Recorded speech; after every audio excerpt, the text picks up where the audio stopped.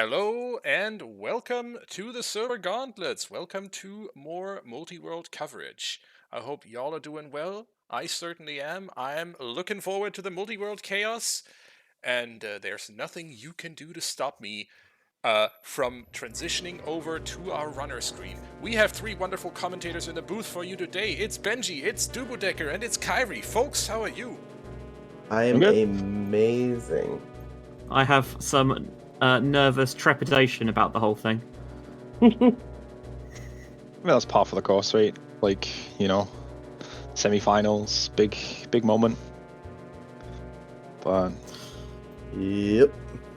Yeah, Multiworld is going to be an experience, but I'm very much looking forward to digging in. For those of you who've not necessarily watched our Multiworld tournaments before or don't know what Multiworld is, basically the randomizer rolls 3 seeds with everything linked together. So player 1 might find an item for player 3, and so on and so forth. And the 2 teams are racing, and it is the average finish time across the 3 races that determines the winner. I think I've got that right? yeah, so it'll be a little bit different, I guess, with the settings they've chosen. So with the Multiworld tournament, we've got like settings draft that you do for every race. And one of the settings that was chosen was Triforce Hunt. So they finished by finding Triforce pieces throughout the worlds instead of by killing Ganon. So you'll find like every world on one team will finish at more or less the same time because they'll find the pieces together. So the average time is like less of a factor, I would say, in Triforce Hunt, but it's basically the same thing. So yeah, you were pretty right. Sorry, go ahead. No, I'm just saying. Yeah, you were pretty on the ball with it. Pretty on point. SnackPack on the left, the highest Gorons on the right. The SnackPack won the first game, which is Mr. Martin, Mr. Mario, and Cola, who is off stream. And on the right, the highest Gorons are CheckRaise, idunno, and Benjy James. idunno is off stream. Both of the runners at the top, Mr. Martin and CheckRaise, they are the world one of each team. So they are playing that. So they're kind of, you'll expect to see the same thing on each of those, but we've got player 2 from the SnackPack and player 3 from the highest Gorons, so that way you've got an eye on what's happening on both of those worlds, rather than just having both of them be world 2 and there's a whole world off stream that you're not actually seeing. Yep. And it looks like World 3 is spawning in Lon Lon Ranch, and World 1 spawning in Trail, and World 2 has an adult spawn in the Kakiri Forest, so... Yes, there's a lot going on here. Particularly with the random spawns. You can see with World 2 as well, they both, Mario and off-stream, I don't know, both went straight into the shop, because the shops are off, so that means they can actually pick up their shield straight away, and just kind of get that out of the way. That is 2 quick pieces of cheese in World 2 there, I believe. So I believe it is 75. We can see that right now. So is that mean there's 25 in each world, or is there a roughly even split? Is it uneven? So with Triforce Hunt, the way it rolls, you have 30 pieces in each world, so a total of 90. And you have to collect 75. So you don't have to collect 25 in each world. One world could find like 28 and have another one find like 22. But it means you're generally looking at about 25 of 30 pieces in each world. And it's something we'll probably see the runners kind of keep an eye on with some of the hints. So if they find some like really bad check hints, like Frogs 2, with the Triforce Hunt, with a Triforce piece, you might see them kind of choose to kind of ignore that one, at least until they're very close to the end. Yeah, makes sense. Ridiculously clean snipe of Link the Goron, by the way, there from Mr. Martin. Very, very nice. And you see as well. You can see as well, player 1 and player 2 on SnackPack's side already having choose is quite a big deal. Especially with chess size matches content, you'll just find like runners will want to get those explosives as soon as possible, kind of work out when they want to stop opening those small chests and just get that tiny time save here and there. Yeah. And I didn't catch what was on... Sorry, go ahead. I was gonna say, I didn't catch what was on the windmill song there in World 1, but I'm sure it was something useful. So, looks like Martin's found some... Okay, double defense. Double defense. There's a hard iron boots lock scale and another piece of the Triforce. Yeah. Mr. Mario's picking up Zelda's Lullaby from the Minuet check. We're seeing an array of hints. The more kind of usual sometimes hints that we've seen, and also the dual hints. So we saw horseback archery unlocks 2 things. So you will see these dual hints as well, where they check 2, where it hints 2 checks with 1. Ooh, there's a hook shot. Was that his own hook shot? Or? I think that was for player 2. Looking at the streams, I think idunno just received it off stream, so that's pretty good. Like 3 minutes in, everyone's adult at the moment. Like that hook shot can just give you that little bit extra. Oh yeah, that opens up quite a bit. It's not well, it is pretty important. It's not quite as important for, like, I would say Triforce Hunt when your dungeons aren't like hard required, because you will need to go into some probably, but like at the end of the day, you might be able to skip out on things like your Stone Forest or even your Medallion Forest. Like, it's only 7 checks. It's not a great place. You'll see Idunno's probably looking to do the more dense locations, both overworld and dungeons, just to really try and get as many pieces as possible as quickly as they can. Yeah. And then they panic when it's like they've all they got left is bad locations. But, That's how it goes. And yeah, so far pretty even. Looking like we're at 4 pieces each so far. So what you saw there was a hint that said DMC is on player 1's. I'm looking at one of the ones off stream, so I've just realised that means nothing to anyone. But what you will see is you'll see X location leads to other players' path. So you will also have hints that will say, oh, actually, I need to go to this location because that might have your hook shot. Yeah, so path hints are quite difficult to write quickly in Multiworld because you've got the extra layer of the player involved. But in Triforce Hunt as well, the hints are very...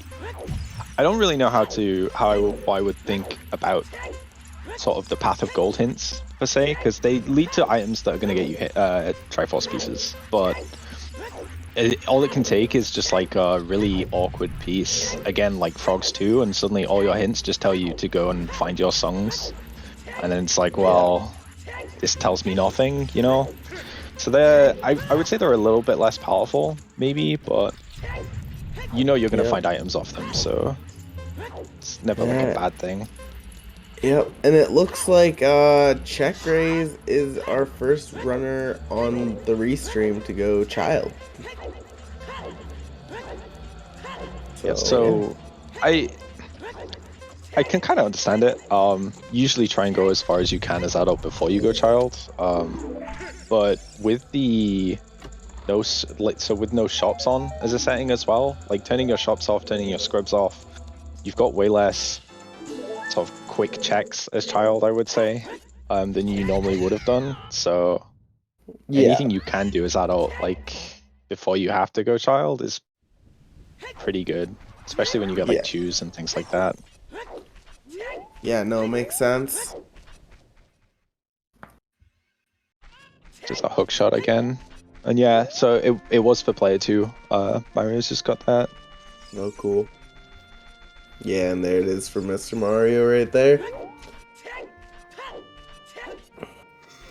Sometimes it can be really annoying when you're maybe you've got a particular setup for a trick and you're in the middle of executing it, and then all of a sudden you receive an item that maybe you didn't actually even want, and you have to do your whole setup again. Yeah, there's definitely an element of that. It gets a bit easier with chest size matches contents on, just because you're getting less crap at the same time. Like you're at least, if you get items like in the sort of mid stage onwards in the game, it's at the very least it's like actual items usually, and not like, oh, here's 5 rupees, here's 20 rupees, here's a bomb refill, I know you didn't need one. And if it is super important, you can just kind of ask your teammates to just hold off for a second while you do like fire arrow entry or any of the other setup heavy tricks. Yeah. Yeah, I was watching one of the previous games, and fire arrow entry is enabled, right? Yeah, so you're allowed to do fire arrow entry. It's quite important to know in the settings, which kind of tells you exactly how big a trick it is when it's allowed, and kind of why it's banned in sort of standard settings. Oh no. Mr. Martin messed up Dampe race. Dampe's So blood today. yeah, I mean it happens, right? Like it never feels good, but especially when you're being sent stuff, you're like, I would say probably like twice as likely to end up making errors in there. And you know, at the end of the day, if twice as likely, even if you're only like 5% chance of messing it up, now it's like 10%. It just shows up now and then. Yep. Also, when did CheckRaise get a bomb bag? That's what I'm curious about now. I can tell you actually, because what you can't see on the back end is that there's an auto tracker, and it tells you where their stuff basically comes from, which check picked it up, and how it got there. Oh. It came from someone else's. It came from player 2's man on roof, I think. All Right.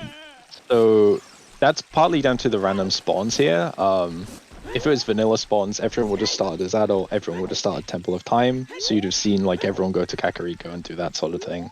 Yeah. But Mario's only just getting down to Kakariko after doing bits and like everything else that he's done up Goron side and Kikiri Forest and such, so we'll be seeing that coming through for Martin shortly as well. Yep. Yeah, there it is. Yeah, because bombs open up quite a bit, no matter what settings, realistically. Yeah, for sure. And to be fair to Snack's side as well there, to Mario, Martin already had some choose, which I believe he got for himself, unless I'm mistaken. And so him not having that bomb bag for even, it wasn't a big deal for not having it for like a few minutes anyway, but you know, already getting a bomb bag on top of the choose is nice, but like he was in an okay spot already without it, so. Mm-hmm. In terms of where items can be, I know that there is also some logic about items being locked in a particular world. If another player, I'm trying to like, you can't have someone else's magic locked. Is that right? Right. Or maybe So not. yeah, that's it's a weird quirk of Multiworld logic. That's essentially when it places items, it tries not to place items where they're not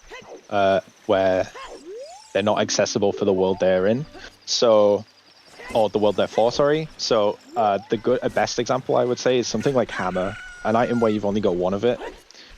So your hammer can't be in a check in someone else's world that's hammer locked. So like the fairy in Death Mountain Crater can't have a hammer for like another player.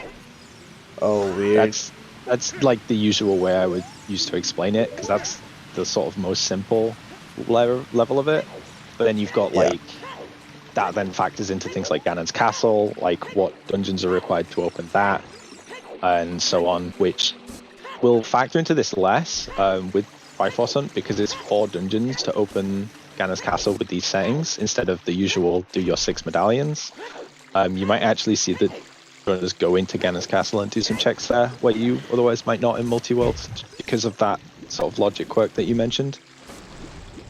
So 4 dungeons means any 3 other dungeon rewards in addition to the one you start with, right? Yeah. So you'll probably see runners doing things like DC, like Martin's doing, which looks to be because he had the bomb bag before he went child, or before he had the point where he was going to choose to go child, whereas CheckRaise got it after already going child. So that's Yeah. like a nice deviation in routes there. Off-screen Cola's also doing DC. You'll see like DC, Deku, and then probably one other dungeon. Based on how the settings are, those are by far the easiest way to open up Ganons. Is it open deco in these settings? It is, yeah. So you don't need to find Kakiri Sword. You can... I'm pretty sure you can select closed Deku as a setting, but I'm not gonna lie, I can't remember. Yeah, it's obvious. It'd be interesting with the fact that you draft the settings that you want. Is that you know every matchup is going to be slightly different depending on which text your team likes / which checks the other team likes. I'll put Yeah, my for sure. while I crack a beer. Ooh, and there's a bow for Cola, I believe. Yes. Yeah. So Cola's not marked it. I didn't see him get it, but thankfully the auto tracking is super helpful for that. A bow turns up and it's not on player 1 or player 2, so it has to be player 3. That's Yep. so helpful. But yeah, bow pretty helpful this early on. Cola being in DC means that he'll be going to be finishing that, be popped out at Kakariko, can do like adult archery and things like that. So it's good sort of timing for being kind of efficient, because ultimately that's what you want to do the most in Multiworld. Is you don't have like Baron hints, things like that. So it's about trying to clear what you have to clear, but also clearing as much as you can while you're there, as quickly as you can. Yeah. So kind of getting those one-off checks out of the way the first time you're there makes it way easier, so you don't have to think about backtracking and such. Yeah. We won't see it as much in these settings, of course, because it's Triforce Hunt rather than traditional go and kill Ganon. But you do sometimes have the situations where a runner will be bottlenecked because they've got everything they can do, but they're just waiting, for example, in the first couple of rooms of Shadow for someone to find the hover boot somewhere else. Yeah, I don't expect we'll see any like true BK modes in these settings, particularly because we've already seen bombs for most players at this stage. So it would have to be something like a hook shot to really, really kind of lock players out of settings at this point, or out of some checks. And that was a wallet as well from the Valley Waterfall for player 2, which, if they hadn't turned off scrubs and shops, would be really good. So I don't know who chose to turn those off in the draft, but if it was the highest Gorons, it's a little bit of like an egg on your face kind of moment there, I think.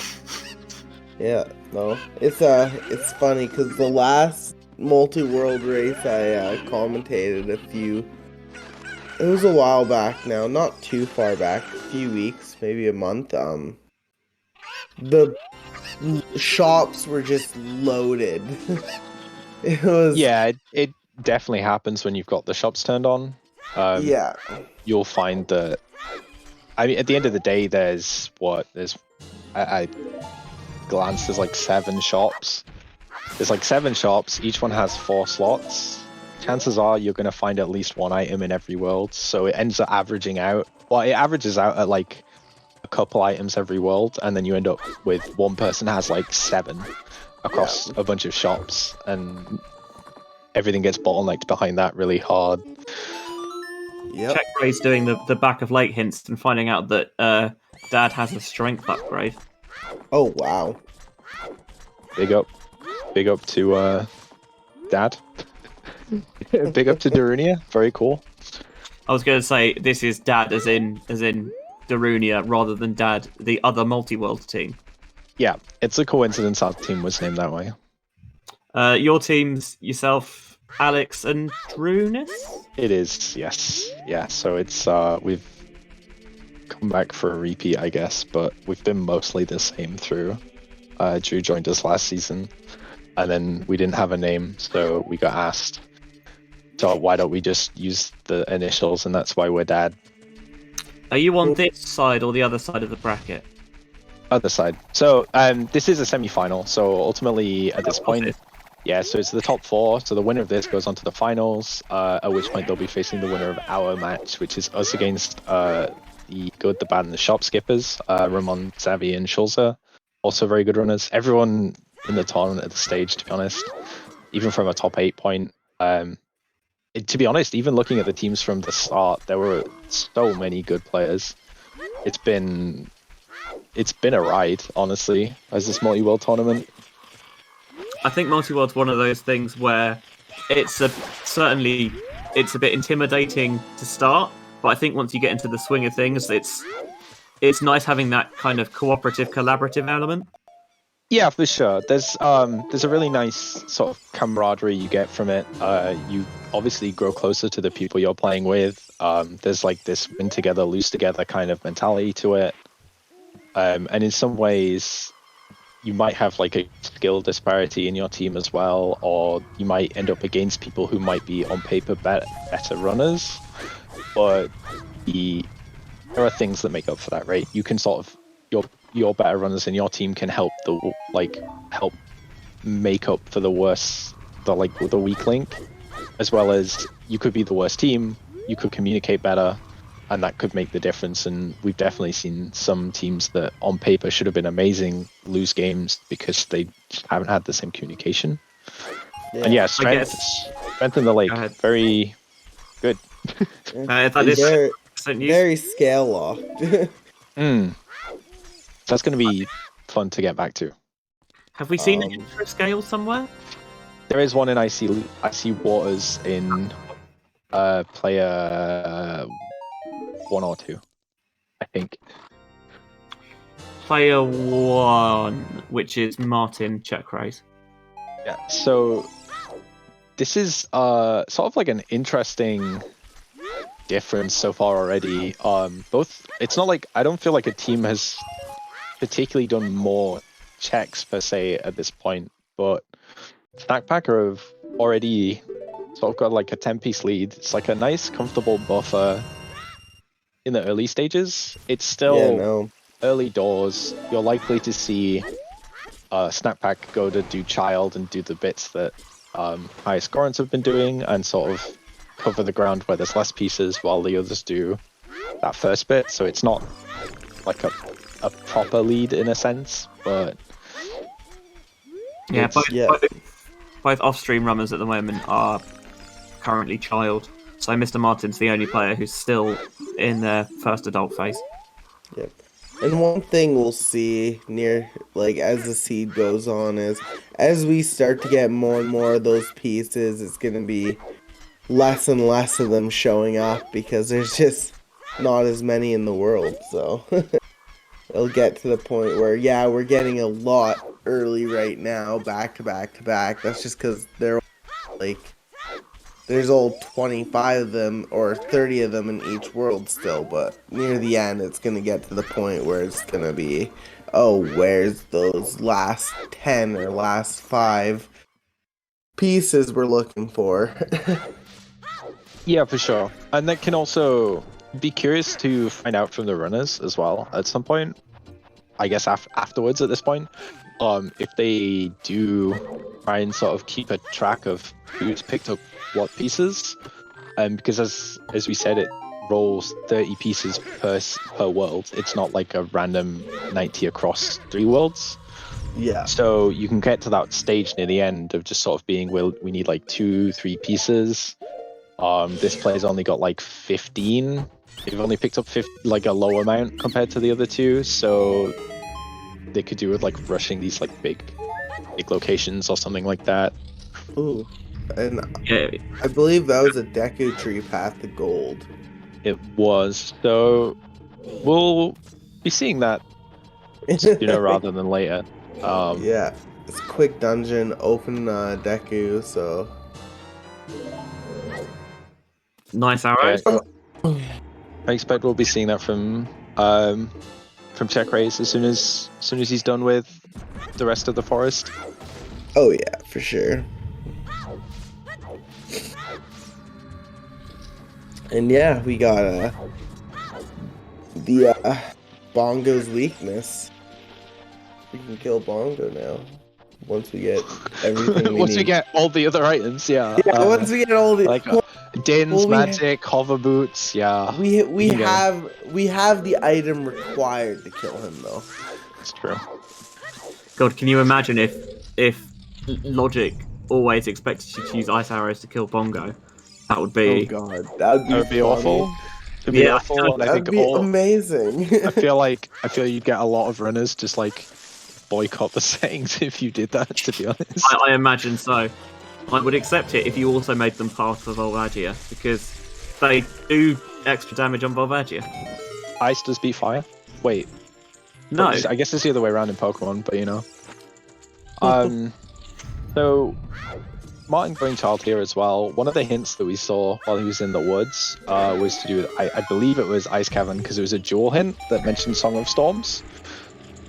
So his, I believe, World 1's Ice Cavern is it shows like the last reward in Ice Cavern as well as the song. It's a really nice dual hint to have, kind of gives you the value of Ice Cavern song up front, and then if it's dead, but you need to go into Ice Cavern anyway, you just need to do like the first few rooms instead of the last one. I'm assuming as this is not S6, we've very much got KZ skip, yes. yes. Yes. Also, a different B1 skip set up there from Vidya. That was that's a newer one, I think. Did he sun skip? I sort of saw it out of the corner of my eye. Did he side hop dry roll up? Yeah. Yeah, okay, so that's the Sundere skip. You basically, you get an angle so that when you dry roll and push up on like the right frame, you just jump up. It's really pretty precise. And it's, you know, it's one of those things of like, yeah, that's really flashy and good. If you can do it, pretty good. Yeah, if you could do it, it looks quicker. If you can do it consistently and are good at the setup, I think it almost looks faster than the traditional B1 setup. Yeah, It looks cooler. Yeah, it looks flashier. You don't have to like yeah. knee up and like find the right position, things like that. If you can get it consistently, it's so good. It also leaves you, if you mess it up, it leaves you in like roughly the right position to then do normal B1 skip. So it's not too bad. Yep. And And there's a there great is. promo for Vidya. Yeah, Yep. so that's.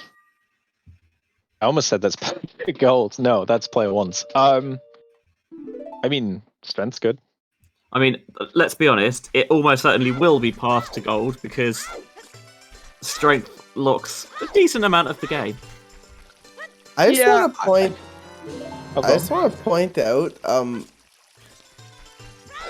There was a triple Deku tree on the highest Gorons team there for a second. I just looked at idunno's stream and idunno's in Deku as well. Good dungeon. It looks like player 2's got a dual hint with a song as well, which I'm pretty sure is only Ice Cavern. So that one has Requiem. So both player 1 and player 2 might want to think about Ice Cavern once they get a bottle. Both quite good songs to have. I mean, player 1 has a bottle, so Yeah, Mr. Mine has one, yeah.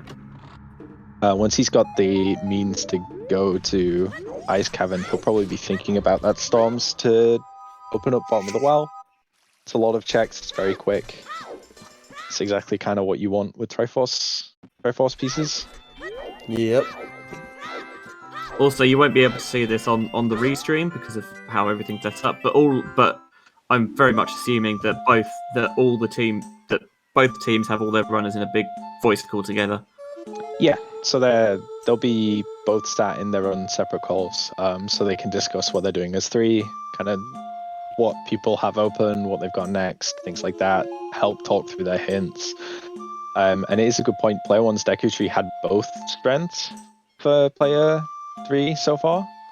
Oh wow. So that makes the path to gold a little more interesting. I mean, there was also a piece of. There was a Triforce piece just in the Deku tree as well. Yeah, so the path to gold can't hint directly to the pieces. It always hints to items that lead to them. It can't? Okay. It can't. Otherwise, they would be way worse. Yeah, But- fair enough. Fair enough. So 3 strengths for Vidya for player 3. Wow. So in this Live the situation, out. I don't know, but that's very. I would probably leave outside Ganon's castle until you're already going to Ganon's when you have 4 rewards. Yeah, because it's probably pointing to Light Trial because there's a lot of checks in there.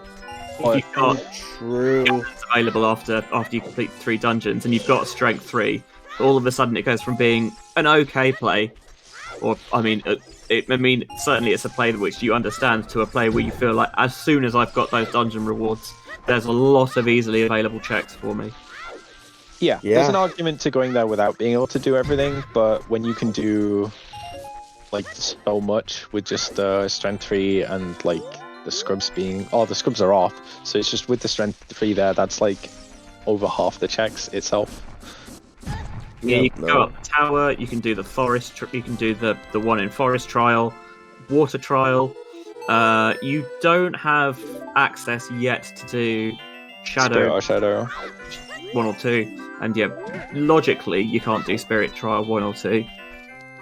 You can at least I don't know if he knows the setup to do hookless spirit trial, but if he did, then he would be able to do it because he has a bow as well to do the second chest in there, and he'd at least be able to peek the first chest in Shadow. But honestly, the strength 3 is enough reason to just go to Ganon's when you're able to, I think. Yeah. There was a Temple of Time path to player 2's gold.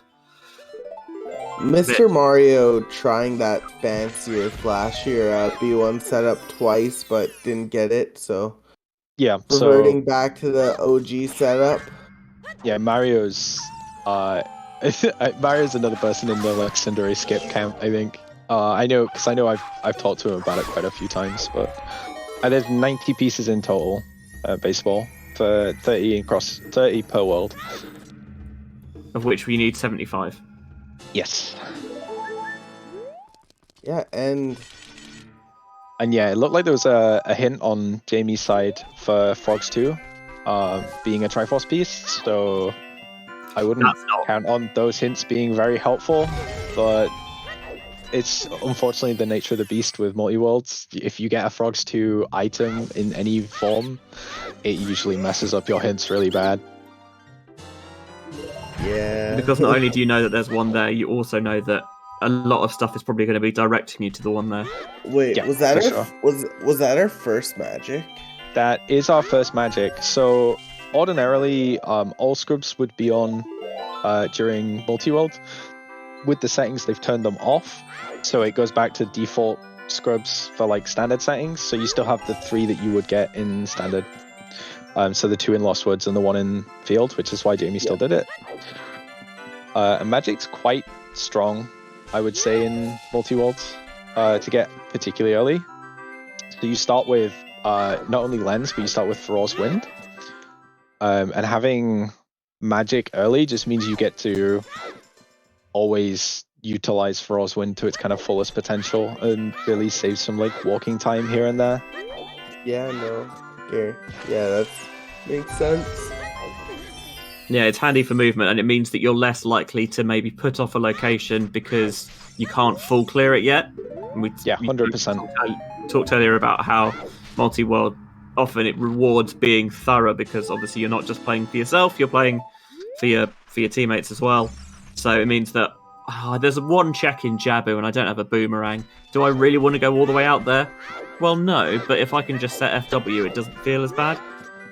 Yeah.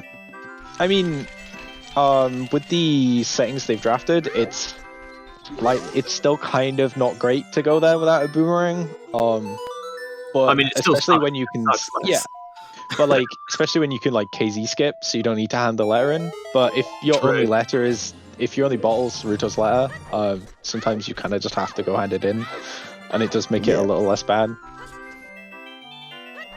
But it's absolutely right. At least in like the standard settings where you'd have shops on, you'd have scrubs on.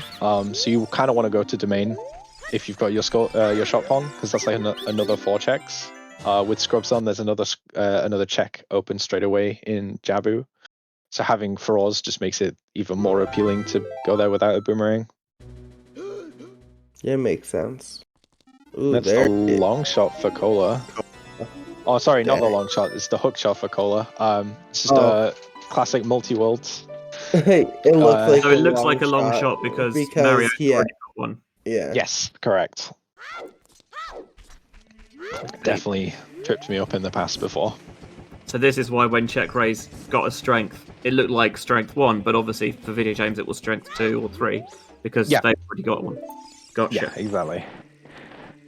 So there's two hook shots on SnackPack's side now, and just the one on highest Gorons on off stream or off free stream. Alright.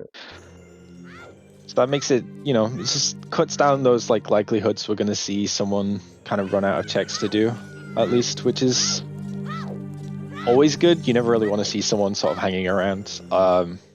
And as people call it, BK mode, where you're kind of stuck, not with any checks, just waiting for an item.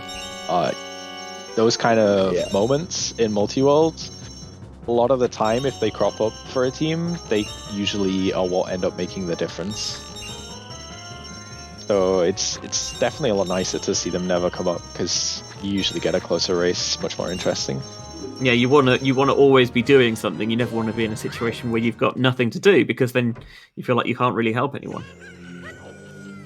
Yeah. In some ways it can just be about another multi-world skill, really, is sort of assessing what your team has to do as a whole and sort of prioritizing what checks you're doing, or what it is exactly you're doing for your team rather than yourself.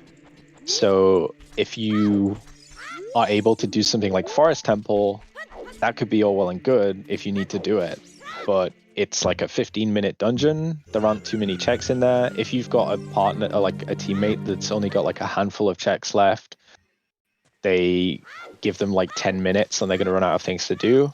You'd much rather find items for them before you go into somewhere like Forest Temple. So there's like a push and pull to it, I would say. Yeah, definitely. So the wallet coming up from off stream for player 1 there. Again, it's not as good as it could be because of the settings, but auto refills. Yeah. I mean, the refill's nice. The best thing you'll get out of wallets in these settings really is the ability to buy shoes with a carpet salesman in the desert. Oh, true. Which, to be fair, is a big deal. It can sometimes just be your first explosives in Multiworld if you're a bit unlucky with shoes and things like that. Yep. And go on. But yeah, sorry. I was just gonna say, SnackPack is the first team to hit that 1/4 mark, or 1/3 mark. My bad. It's true. There is a long way to go before we kind of reach that finish line, though. But yeah, no. Yeah. It's nice to have that like lead in the milestones for sure. But also the highest Gorons are cutting into that lead a little bit, making it only 6 pieces instead of 10.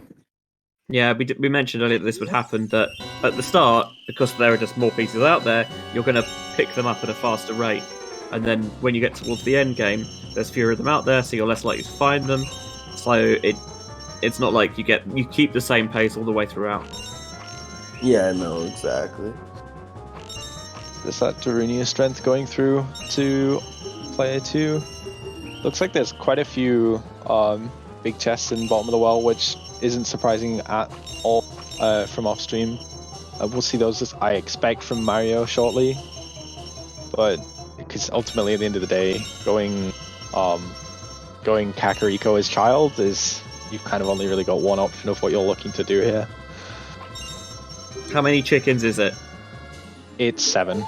It's grim. Ew. It's the check is okay. So I'm gonna throw this out here. It's 7 chickens. That's fine. It's a couple minutes, but you've got plenty of other stuff around, CAC, you might want to do alongside it. If you're doing chickens in Multiworld, you've probably run low on checks anyway, so you don't care what you're doing. And like half the time you get a hint for it, so it's like it's whatever. Most of the I think chicken. Oh, go on. Sorry. I was gonna say I think chickens is fine in standard anyway. Yeah, I agree. I don't mind it. I agree, but 7 chickens? God damn. That's too many. Maybe it's just a sign of maybe it's just a sign of how long I've been playing. I'm just like, it's 7 chickens, so you know, it's how it's always been. It's fine. These Gen Zers with their short attention spans. I can't talk to people about short attention span. I'm not gonna lie. Bias chickens are amazing. Don't diss chickens. There's that player 3 bomb bag just in the all on DMT from player 1 side. Just going down to Kakariko now again. I wish I had proper track of songs off the top of my head, but I assume has storms and is gonna look to do the well. Which player Yeah, that, one? Player 1 Storms is out in Ice Cabin. Right.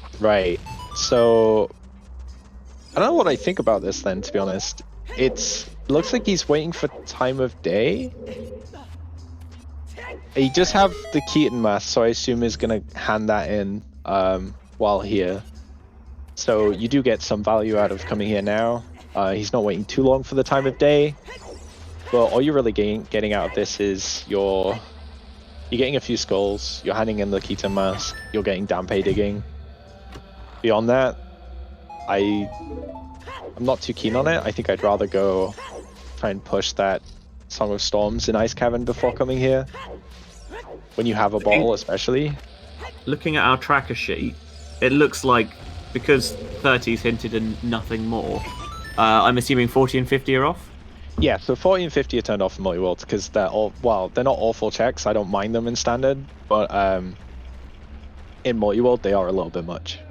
So, because ultimately you can spend a lot of time unable to even reach skulls. You might go into dungeons that you'd usually pick up quite a few, but you don't have the tools you would use to get them.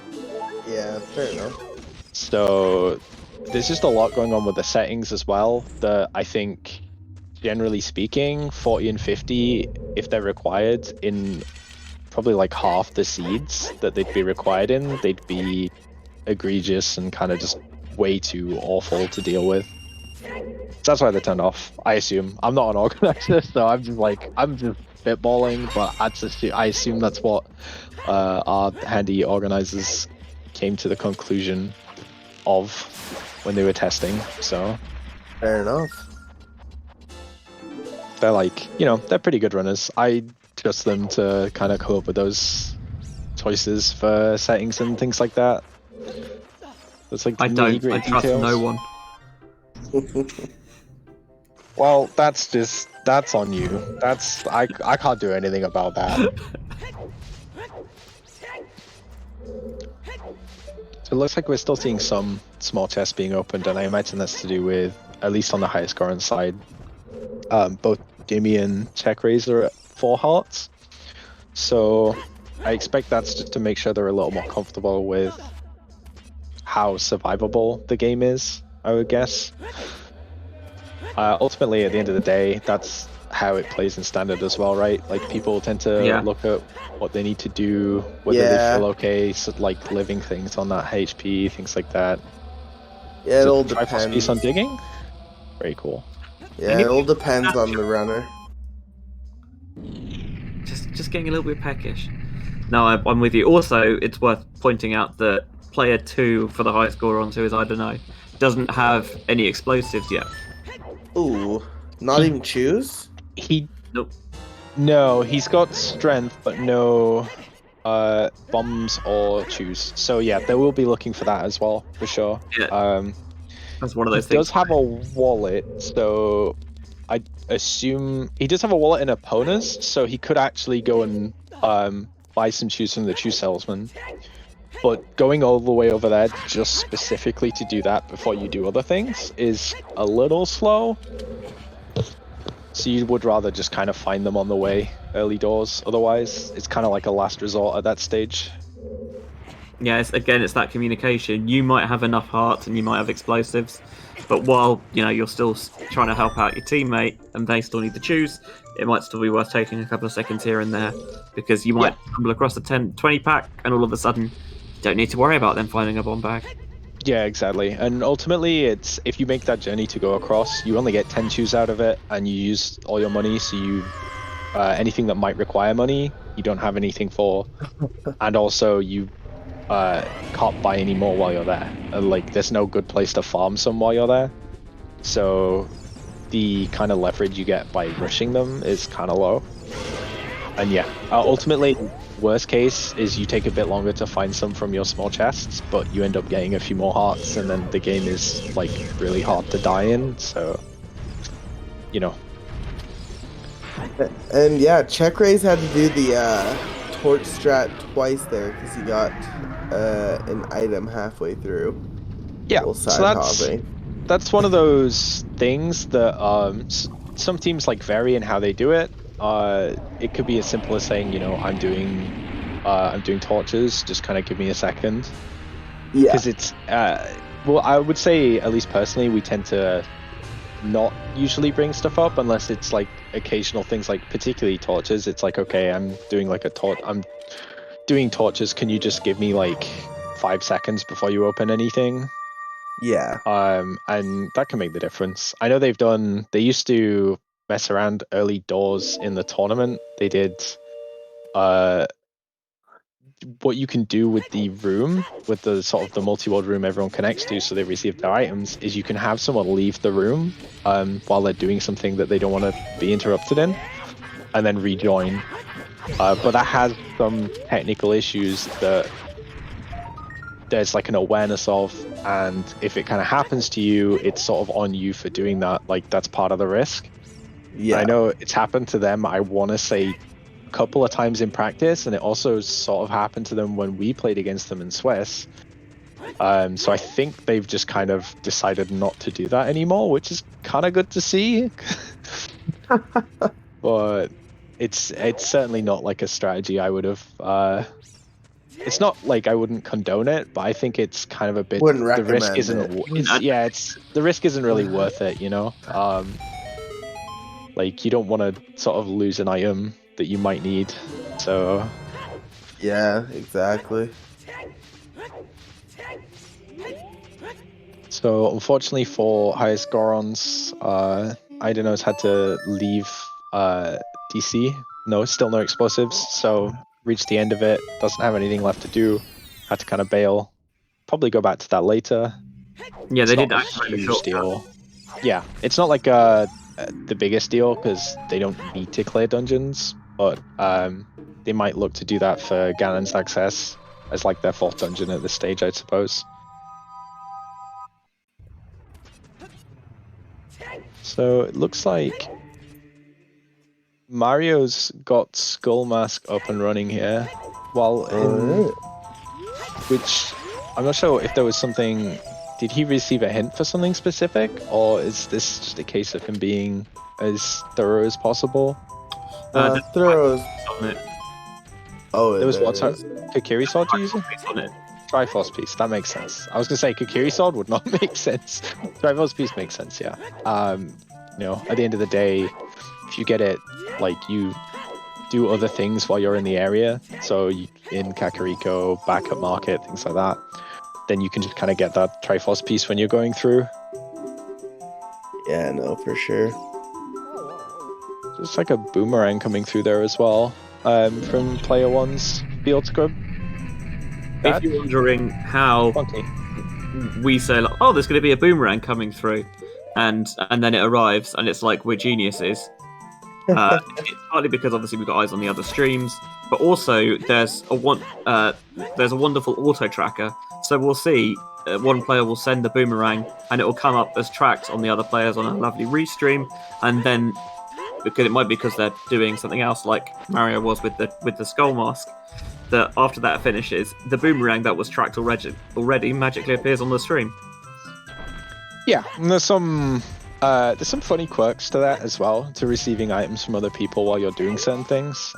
Some of them can be interesting, I would say. One of the more annoying ones is Malon.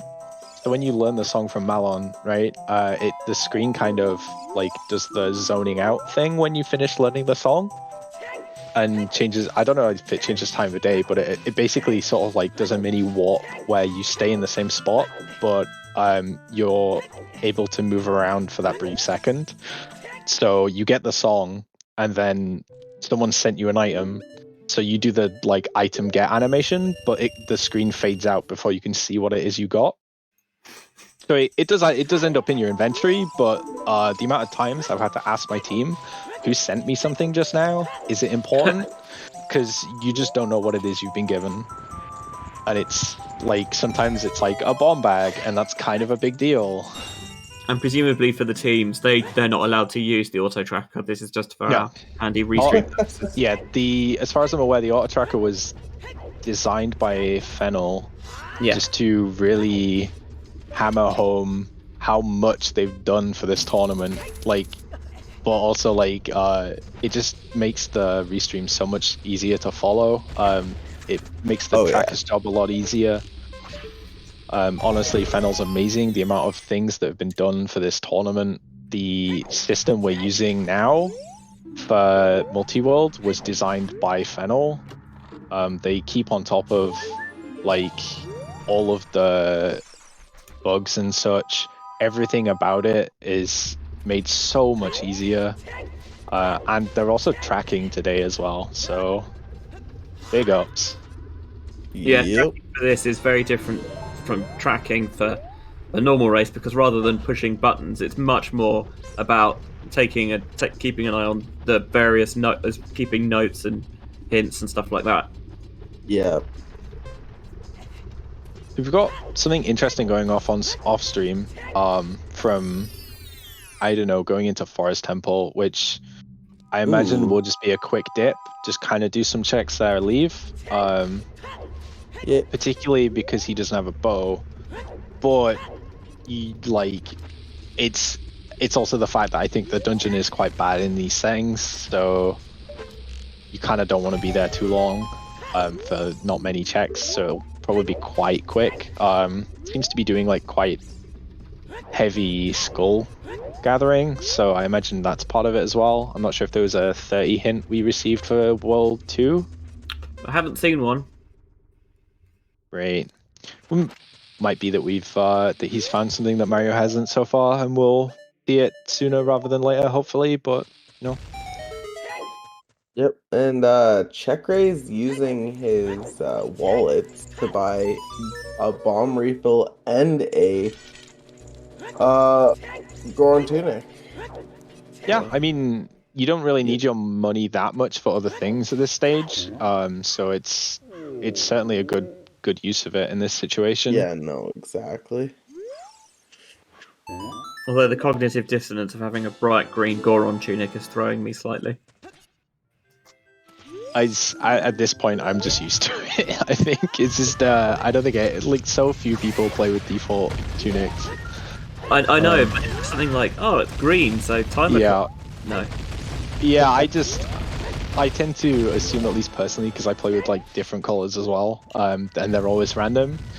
I just kind of go, okay, do I have a Goron tunic? Well, did I pick one up? If I did, then I must have equipped it not long after, so I must have it on.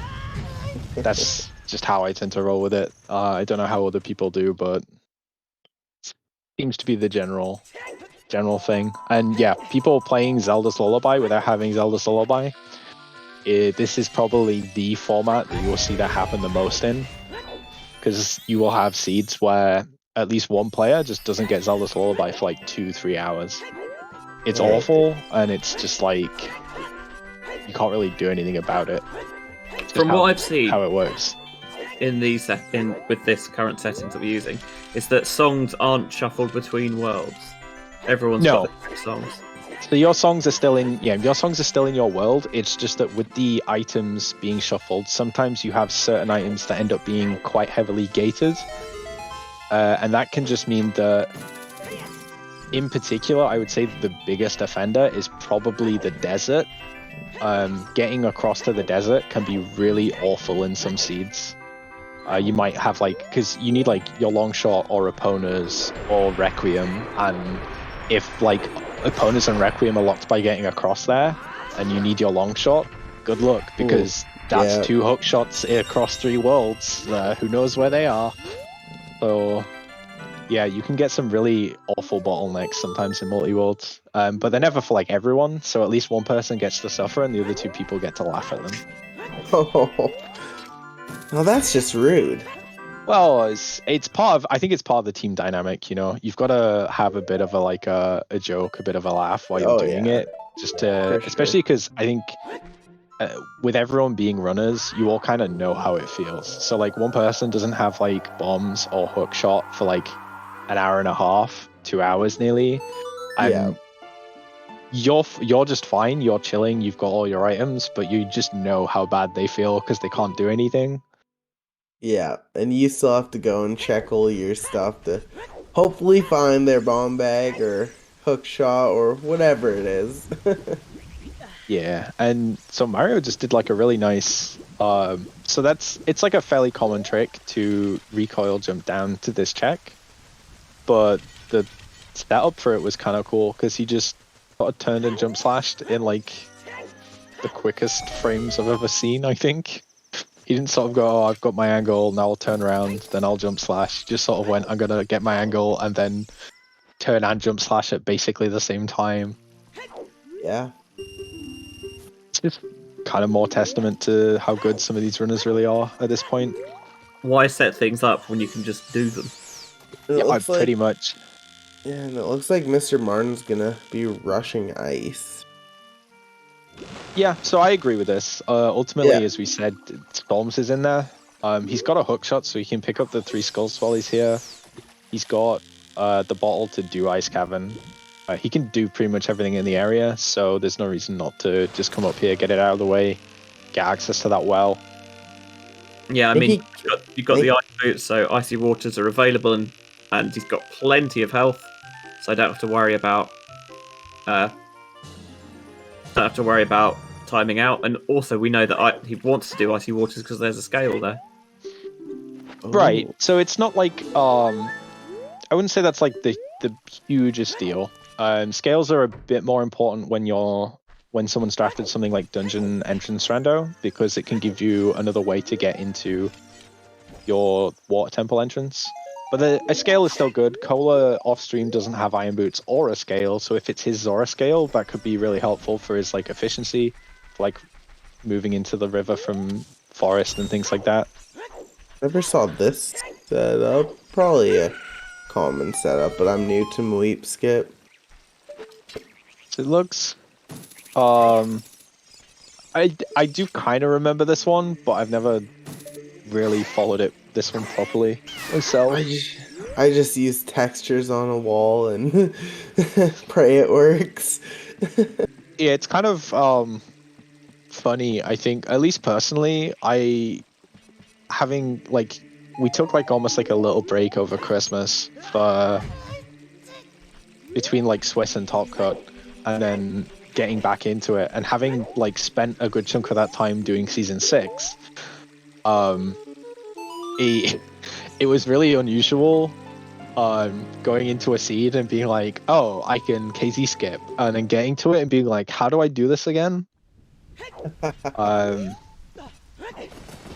yeah, it's I mean, it's still handy. I do like it, but at this point I don't think it's a secret. I think our team drafts open fountain a lot as well anyway. Like, I just seem to ever need to KZ skip ever these days, so it's kind of weird. Also, I believe we saw inside Ganon's castle. No, outside Ganon's castle fairy hint from Outside Hyrule Castle Fairy. Okay, Hyrule Castle. Okay, that And would the explain why I was strength upgrade. confused. Right, Yeah. that makes a lot more sense. Yeah. Then there being a strength behind strength 3. Yeah, I looked at it and I was like, that was OGC and it was a strength, but something about it makes it feel like it was an OGC, so I'm really confused. Yeah, Hyrule Castle makes sense. Take as well. Yeah. You know, I mean, sometimes just reading's hard. Reading's really hard. Oh, I was going to say, is that a scale under there? And yes, of course it's a scale. We had this hinted. Yeah.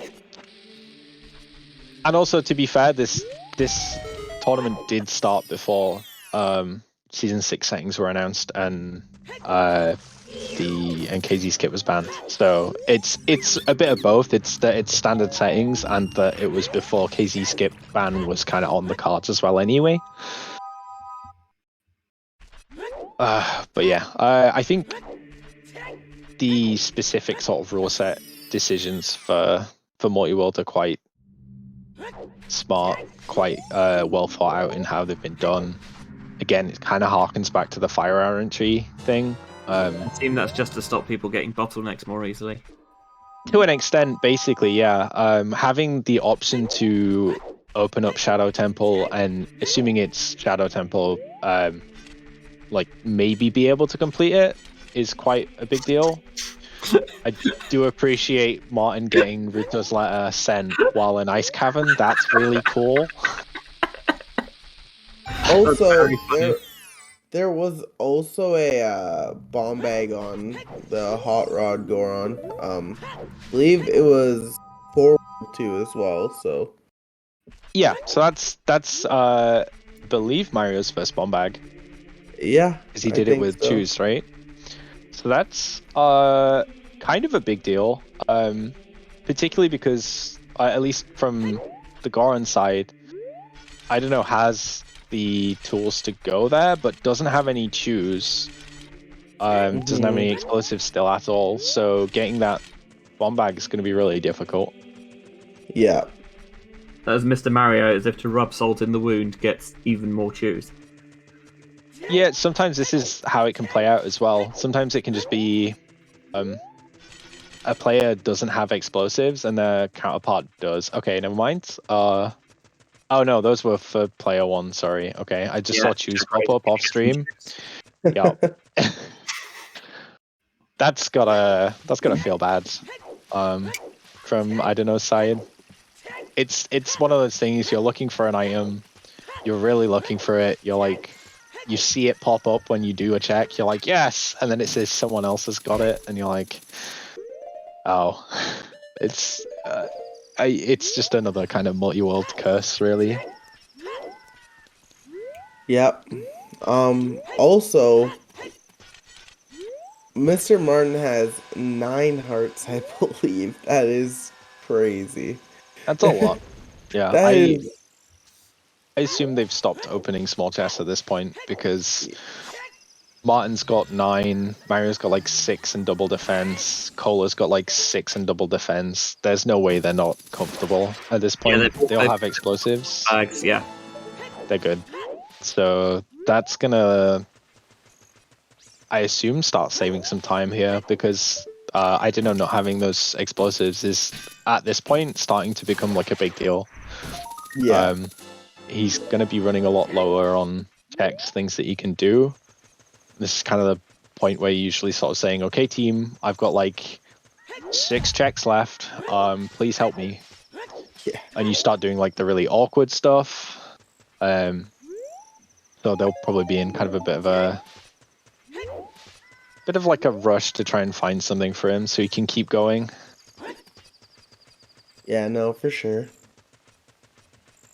So we're at the 1 hour mark. We're already about like halfway through as far as Triforce pieces go. And obviously that is going to slow down as we get like less of the good places to go to. There are less pieces to find. But it's a fairly good indicator of how these settings tend to play out, being that they're on the quicker end for multi-worlds.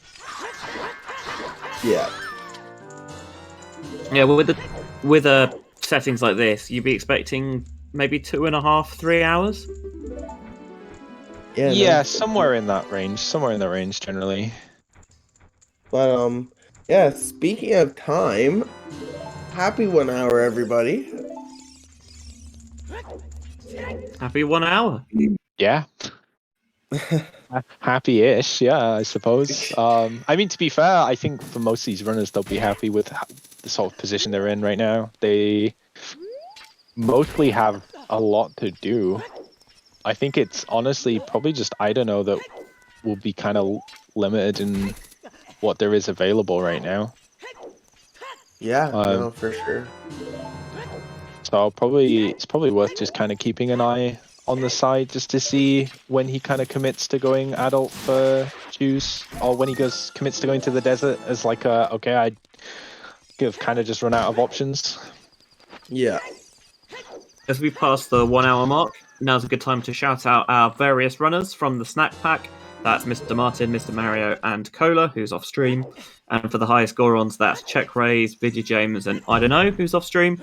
And highly recommend giving them all a follow to track their progress in the multi-world tournament, or just for other good Zoota stuff. By the commentators, Kyrie and DubuDeccer, who is apparently a weeb.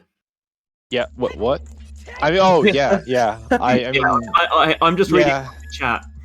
I'm not calling you out. I forgot about that. Our trackers today are Emerald Mousy, Baseball, and Fennel, and Tobias is our restreamer today. Thanks everyone for putting on the show, which Multiworld takes. It stretches your brain both as a commentator and as a tracker or restreamer. Like, there's just a little bit more to focus on, a bit more to do. So huge shout out to everyone for bringing you some multi-world goodness here on the Silver Gauntlet. Yeah, I must admit it's a bit unusual from this kind of perspective. I would say that usually I find multi-world really easy to follow, but that perspective, I'm just playing my seed. I have my other two people telling me what they're doing, what they have, what's open, kind of in snippets. Yeah. I can kind of piece together what their seeds are looking like without thinking too much about them, and just doing my own thing, which makes it way easier to follow than just like, here are 6 screens, go. Yeah, no, it's definitely a lot more difficult to focus when you have both worlds and 3 runners each world, and you're not hearing that communication between them. Like, it's like, okay, now we gotta figure stuff out. Yeah, for sure. I think the communication could be really interesting to sort of hear sometimes as well from teams. You get like a better idea on what like a team's approach is, how they're thinking about the seed, sort of what their decisions are, how they come to them. Because some teams will just kind of play their own seeds. We've seen that work before, admittedly with like higher end runners. We've seen teams kind of really go deep into the tank and sort of come up with like a very sort of convoluted back and forth sort of strategy to it. And then we've heard teams just kind of just say whatever on comms or on their comms, and just you kind of sometimes get a snippet of what's going on, and then next thing you know, you're listening about like ice cream or something. Yeah. But yeah, it looks like Video James is in GTG. CheckRaise is in Forest, and we'll be able to full clear Forest at that. If they choose to do so, we'll find out soon. We can't quite full clear GTG because we don't have the toilet available, because we don't have iron boots, but yeah, I'm sure that Fidge will be key counting to try and make sure. We can do everything else, because although he doesn't have a hammer, you don't need a hammer. You can just pick up the chest. Yeah, I mean, ultimately, you'll be seeing Jamie. I expect we'll be looking for those keys. Hopefully, we'll find that toilet. Oh, toilet is a key hinted anyway. Perfect. So at that point, you don't even need to think about it. He's got strength 2. He's got a bow. He can do everything there. That's just a Poe. Right. We do have strength 3 on World 3. So yeah, at this point, I don't think he's even paying attention to how many keys there are, probably. Yeah, probably not. Unless he peeked the middle, he might be counting how many keys he needs. But other than that, it'll just be, go around 2 checks. There's no... Or anything big in the middle when he... But I do not necessarily have the best eyesight. Yeah. It's possible, because I think he went right side first, but didn't go right. He just did the BMOS chest and then peeked the ledge. I think he doesn't have Song of Time. Otherwise, I would have thought he would have gone up there and continued checking stuff on that side. So it might be, well, him opening chests and getting keys suggests to me that there's something in the maze if he peeked it. But we'll have to see on that one. Are we seeing chickens? We are seeing chickens from Mr. Martin. Alright guys, we're in for a long one. 7 chickens. I love chickens, but... Get some chickens to go with those nachos. Why not? I assume he's just doing this because he's in the area while he's going to go into the well, so it just kind of makes sense to get it out of the way, mark it off. No, for sure.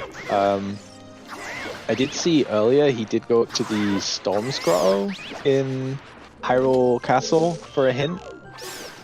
I'm not too sure what the sort of thought process was there, aside from, you know, getting a hint. I'm not sure if he felt like he really needed the extra hint, or if there's something specific he was looking for. But it was a little bit interesting. You don't really see people go for that hint stone, so kind of just a bit curious to say the least. Yeah. Yeah, he's got all his always hints with the exception of Skull Mask. Right, it's possible that might be what he was looking for then. Either that or a hint for chickens before doing it, maybe? While he was already there, because it looked like he was there to do the pastime of day, so you could do night market stuff. Yeah, I don't know. I'll have to, you know what? This is the point where I open up a note, and I just put, Mr. Martin, Storm's Grotto. Because I'm really curious, and I want to know. There you go. Worst case, I'll ask him afterwards. Or I'll just forget, but you know.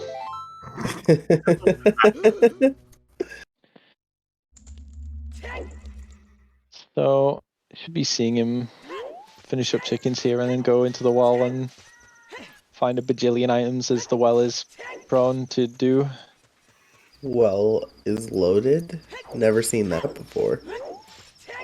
Especially when you've got like an extra 30 big chests in your game. Yeah. Watch it be barren now. Oh, that'd just be rude. I'm. What chicken did they miss? They missed a chicken. He missed one back around the back. He got all the ones on the other side of that fence. Oh. Oh, is it the the crate? one from the bot? Yeah. Yeah, the crate. That happens now and again. It's important to remember everyone makes mistakes. Yeah. Even... Whoa. That paid out. It's okay, so that's an interesting one because in not what I would say is, in a not Triforce Hunt seed, that would be huge. Instead, it's kind of like nice. It's good for traversing around. It's good if you really, really want to do Water Temple. Good if like, you want a song it does, in the desert. It does give him access to Ganon's castle if he wants to do. If he wants to do that, it gives him a dungeon that can be quite quick to do. Yeah, he's already got opponents, so it doesn't unlock GTG for him. But as you mentioned, he doesn't have hovers, so that would give him a way to cross the wasteland, or to logically cross the wasteland. Yeah. Yeah, he knows crossings in logic now at least. If they've been following it. I say that, I'm just assuming it is. Because I'm just assuming that, well, I mean, I'm assuming the other hook shot was in logic. But I already can't remember where that was. And crossing's not in logic because he doesn't have magic. Right. There's those hover boots again, but this time for SnackPack's side. Yeah, I think Cola got those. Yeah, for player 3. Again, it's a lot of items like those specific items that kind of let you into dungeons or complete dungeons are sort of a bit less powerful in Triforce Hunt. They do still unlock some checks. Some cases, things like hovers are a big deal because Shadow's a good dungeon to do. It's a lot of checks and so on. Like those items are kind of just like they're nice, but you're not quite as like, oh, let's go when you get them. I think personally, at least, I don't know. We've only done like a handful of Triforce Hunt this season, so my experiences with it are very skewed, I would say. Yeah. Very nice. Time save, by the way. Very nice lensless wasteland by Video James. Yep. So I mean, at this point, I would say it's probably it's kind of par for the course where it's like if someone messes it up, you're like, oh, that's rough, but you know it does happen. But like I maybe I hold him to maybe I hold some of these runners to a high standard because I think they're all really good, and I would say quite close with some of them. So I'm like, I mean, they're all. Just sit there, I'm like, come on, you're better than this, you know. They do the same to me, so it's fine. Runners in their own right. Yeah. For me, I just find lensless wasteland so just because I just learned it, so like right. I like seeing it and I like seeing the runners who can do it without setups, which most of these runners that are restreamed are capable of doing. Because I need a setup for it. I can't just like do it just by like looking. Like I need to like backwalk and side hop and it's just practice, isn't it? Once you've played as much as much of it as all of these runners have, it's second nature. You don't even think about it. No, for sure. Stream, by the way, we're seeing Cola check inside Ganon's castle. Yeah, so that's like quite a lot of checks. He does have strength 3, so we should expect to see at least the triangle number go up a little bit here for one big light trial, and it was Martin's big Goron sword. Wait, we're seeing light trial? We're seeing light trial? Wait, what? We're not seeing light trial because Cola's doing it, and it was probably not as fruitful and as bountiful as the SnackPack would have hoped. Well, that's sad. They haven't gone into the back of light trial because they haven't got a small key yet. Did Cola just run by water trial? Oh, there's a big chest in shadow. Okay, I'm gonna go off of Cola's stream before I get too fascinated by that. Go back to there's other things there. Yep. Yeah, did pick up Din's fire. Cola doesn't have Zelda's Lullaby, so they can't check that final chest in Night Trial anyway. Even if they did find a small key. Right. So there's the big chest and well for Mr. Martin. It's a slingshot or Mr. Martin, I believe.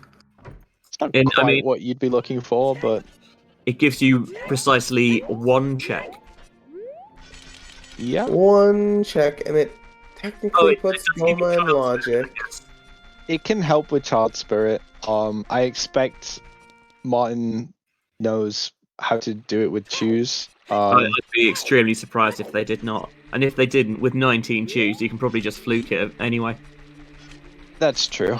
Well, I don't know about fluking it. If you have no idea how you're supposed to do it, if you have a rough idea, you could fluke it, I think. But like knowing where you're supposed to be sort of putting it up the wall and things like that. For Child Spirit Choose strats? Yeah, but Mario's got a really nice jump off there. Don't you just kind of line up against the wall with the bridge and like time it properly? You line up with a seam on the wall and hold it to the second tick. But like if you don't know any of that, then it's a bit awkward to kind of just fluke. Yeah, and I guess actually, even if somehow he didn't know it, when you're in a call with your other two teammates who are exceptionally good racers, I'm pretty sure they could just coach you through it. Yeah, there's a lot of One of things the- you can do like that for sure. One of the runners has got to know the trick. I would expect all 6 of them know how to do it for sure. But Most likely. yeah. if for whatever reason they didn't, like, you could just be like, yo guys, I need help. What do I do I've here? definitely seen this in some of the earlier rounds of the multi-world with teams who maybe didn't quite have the same practice on some of the execution. I've definitely heard teammates coach each other through certain tricks and logic things. Yeah, there's certainly some things that are quite helpful for that. I know on our team side personally, one of the things we had was vanilla key locations, because that's one of the settings that can get involved. Where I do not for the life of me remember where any vanilla keys are. So I'd walk into a dungeon and just be like, Drew, where are the keys in the forest temple? Imagine playing this game not randomized. Yeah, Well, it's been a while. don't worry. I'm the same. I'm the same. I don't remember where any of the vanilla keys are. I remember where vanilla boss keys are, but that's easy. Yeah, I remember some of them at this point. Doing it a couple times has helped for sure. But so Martin getting the Requiem there, it's very helpful. So maybe we might actually see Child Spirit, but with already having Strength to Mirror, it might just be the first 2 checks and then leaving. Yeah, quite possible. Hey Mario, you got a gold scale. You can do gold scale water now. Yuck. So looks like the general priority from teams does seem to be kind of push that 4 dungeons, get your Ganon's access for like another sort of good place to go. Yep. Just a little bit less prioritized than something like WoW, which generally I would say is probably the right way to go about it. I think Ganon's is a good dungeon to be able to get into, but is still not quite as good as like your Well, your TTG, Shadow Spirit kind of thing. Unless you have Strength 3, then it's kind of like awesome. CheckRaise actually picked up Din's Fire from beating Phantom Ganon, it looked like. Ooh, cool. That's He definitely nice. picked up Din's Fire. I'm going to double check. Yeah, no, I believe he did. It's a shame he doesn't have wait. No, he couldn't have done because Martin has Din's and hasn't done Forest Temple. You're right. Player 2 defeated King Dodongo right as he beat. Right.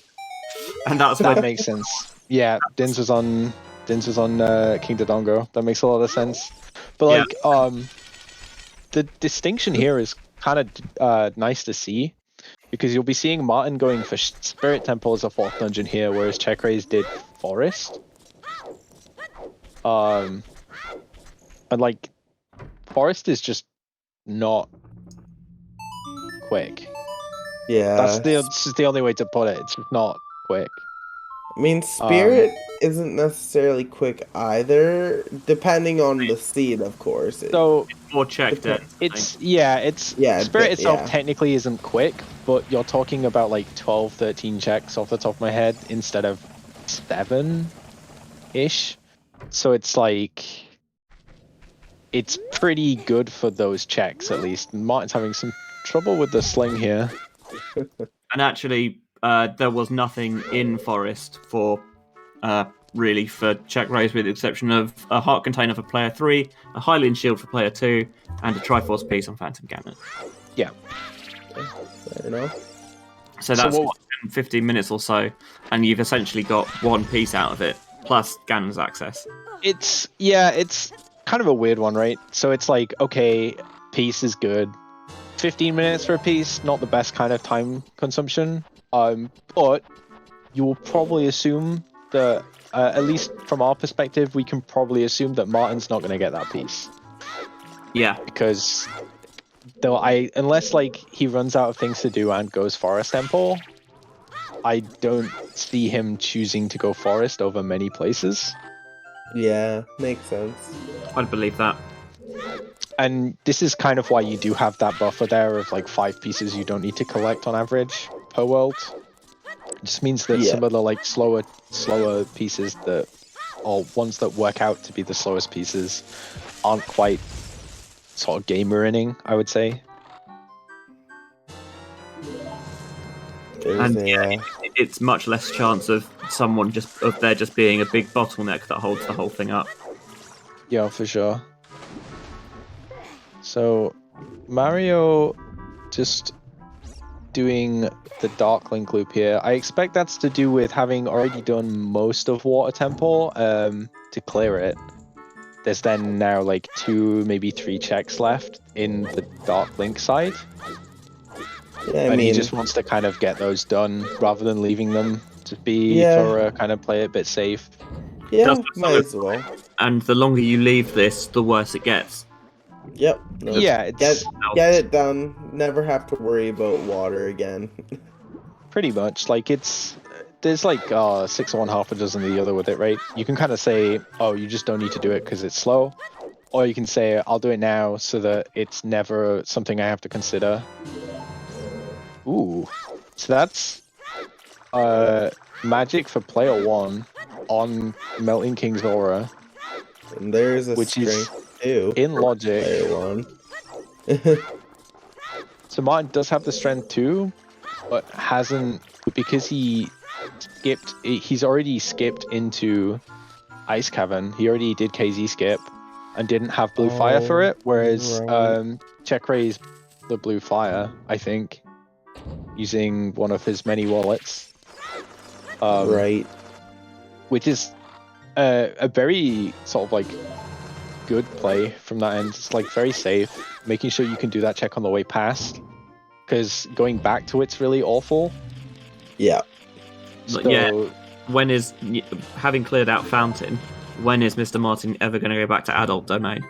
Exactly. It's like, if you're going back there, you're going there specifically for that one check. And I don't think he put any blue fire in his bottle. So at this stage, he would have to pick up something from Ganon's to then go back there specifically to do it. And I don't know when he does that. From the Zora shop. But again, I don't know when you do that. It's less crucial in the Triforce hunt because you don't necessarily need magic to beat the seed. That's correct. But it is, I would say it's still kind of a big deal here.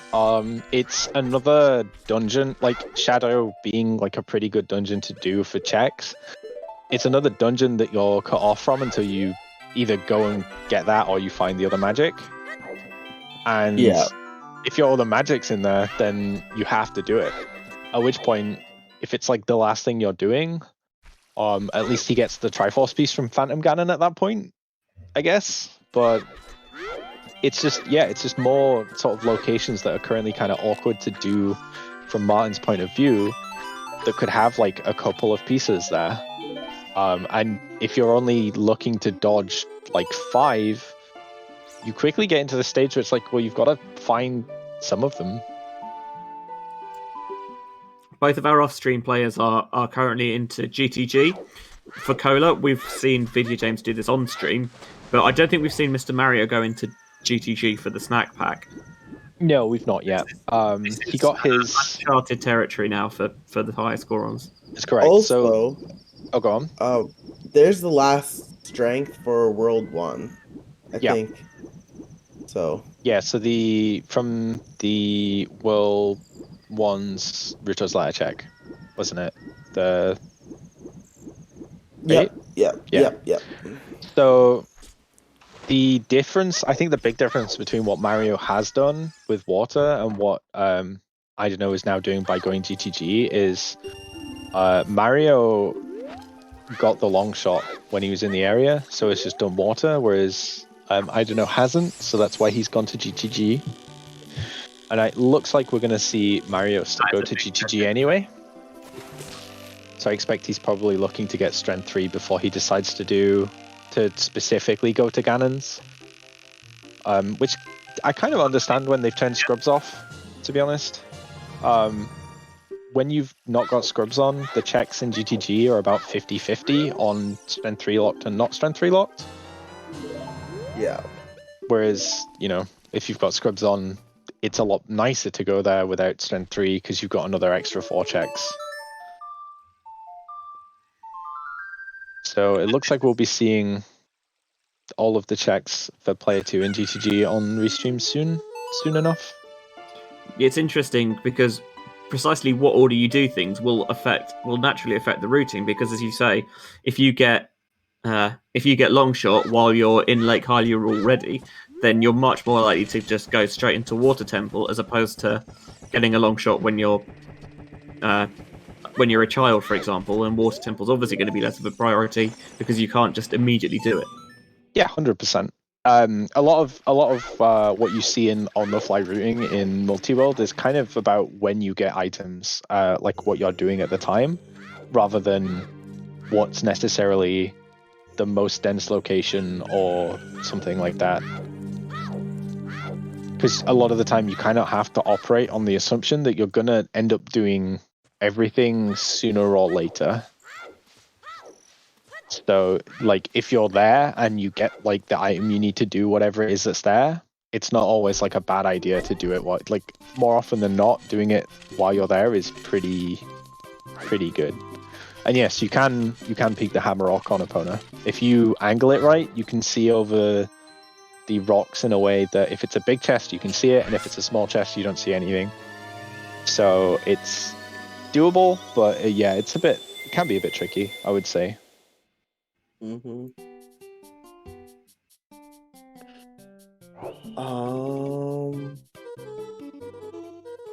So yeah, it looks like, ultimately a lot of the runners are kind of just doing similar stuff at the moment. It's like, get your GTG out of the way. Yeah. Does your ice have a good song? Get your ice out of the way. We've literally got like 2 people in GTG off stream, 2 people in Gerudo's Fortress on stream about to go GTG. Honestly, thank God Jamie's about to go to Shadow and give us something a little bit different. Although he just needs some more magic. I was going to say, why is he not going in there and not getting more magic? Makes sense. Yeah, it looks like he went down there, discovered he was like just slightly short, so just dropped down to pick some up. I assume he's not got a song to play to the hint to get the magic back, because I think it's only Storms that gives you a fairy that gives you magic there. Yeah, I think only Storms gives big fairies from hint stones. Yeah. Yeah. Any child song gets you. Any child song except Storms gets you a small fairy, which you can bottle and gives you health back. And Storms gives you a big fairy, which refills magic as well, but you can't bottle. Yeah, and this man knows a lot about Ocarina of Time, so I expect he just doesn't have Storms, and not that he didn't know he could do that. He apparently does have Storms. He probably forgot about it. I'm benefit of the doubt. This man knows a lot about Ocarina of Time. He knows more than I do about the game, so yeah, I trust him to just know it, but just have forgotten on the it happens, spur of the moment. It's one of those things where, like, maybe if you're commentating a race, you'd be like, he can play that, but when you're racing, you just think, oh, I don't have it, I'll just go and. Yeah, this was about Benjy, by the way. Just and that looks like a big chest in the GTG final chest for World 2. That'll be interesting to see. It's not something that both teams can't get. They both have all the items they would need to do it. It's just about, doing it, I suppose. Yeah. So there's not going to be like a major advantage to it being in the middle slot, but I expect we'll find out what that is sooner rather than later. Yep. You just need 7 keys. We're at 3. It looks like CheckRaise is actually going to Lake here with the Storms. Just curious to see what he's doing here. Looks like shooting the sun. Right, so is this to do with a path to gold? Path of gold? Like path of gold? Gold, I think. Possibly. That would make sense because it's got his own strength 3 in That's the a Ritter's bow. Letter check. Is that bow locked? I feel like that might be bow locked. Yeah, just maybe. Just maybe. We're not going to be getting that anytime soon. All our runners have their bows, I think. Yeah, everyone on CheckRaise's side does indeed have a bow. I So think this- because off stream, idunno picked up their first bow in GTG. Yeah. Yeah, it does look like that.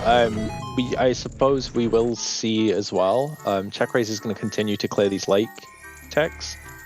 At which point, if there isn't anything, we'll probably think back to when he was here as a child much earlier on, stole that strength and kind of had to leave it. So I'm pretty sure he does know it's there. He has seen it's there. It's just about when he goes back to it. It's be interesting to see if he does that before or after he tries to go to Ganon's castle as well. CheckRaise is going to give us a real lunker.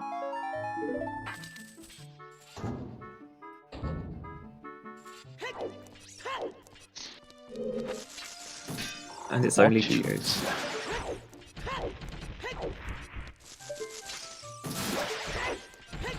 Keeping an eye on what everyone's doing. Oh, that's a really nice peek from Martin. You never considered you could do that, actually. Yeah, actually, I didn't think so either. Makes a lot of sense, because this game's not very well made, but, yeah. Ocarina of Time, one of the highest rated games of all time. Not very well made. You heard it here first, folks. I say you heard it here first. You didn't hear it here first. It's been everyone has said this for a long time. I mean, any N64 game. Look at SM64. Like, come on.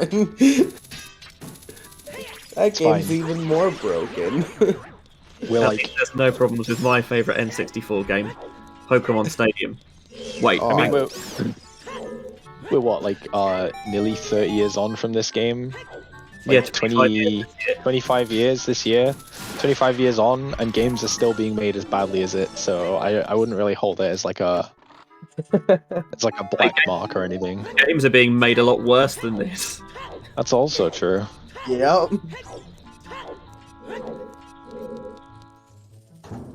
It's just like when a game is as I think it's partly because when a game is as good as Ocarina of Time is, like people play it a lot, and the more people play it, the more likely you are to find stuff that that probably didn't quite come out how they intended it.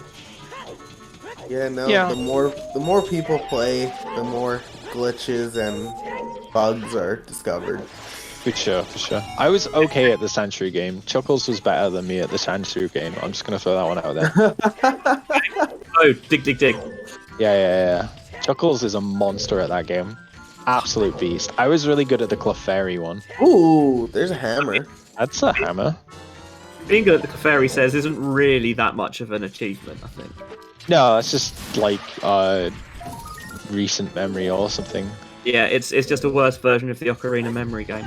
Here we go, we get some riveting content. Oh, it's off stream. Never mind, everyone. Cola's doing the big old Armos pull in Spirit Temple because it doesn't have a fire source. Yeah, I mean, if you're there, do it. It's like 2 minutes. It's not great, but it's like better than just not doing it. Yeah, I would say. Said, like being thorough in Multiworld feels much better than when you're doing it for yourself. Mm-hmm. Yeah, for sure. Oh, ooh. Magic for Player 2 was in the central one, which I don't know did get, but we just so we have already had their first magic. I'm sure. So we've seen magic on every world now. Yes. Where was World 1 magic again? That's Thawing King's Aura. That was Thawing King's Aura. Okay, that's what I thought. Where was your... Oh, okay. So the first magic that idunno picked up was in Player 3's Valley. Oh, sorry, Oh. go on. Playface Valley Waterfall. Yeah, that was Right, the okay. magic that idunno got. So Cola obviously just didn't see that or whatever. So Hasn't done it, probably. yeah, just got their first magic in the center of GTG. But if at some point if Cola goes and checks that, they'll find that you could have maybe had that a bit earlier.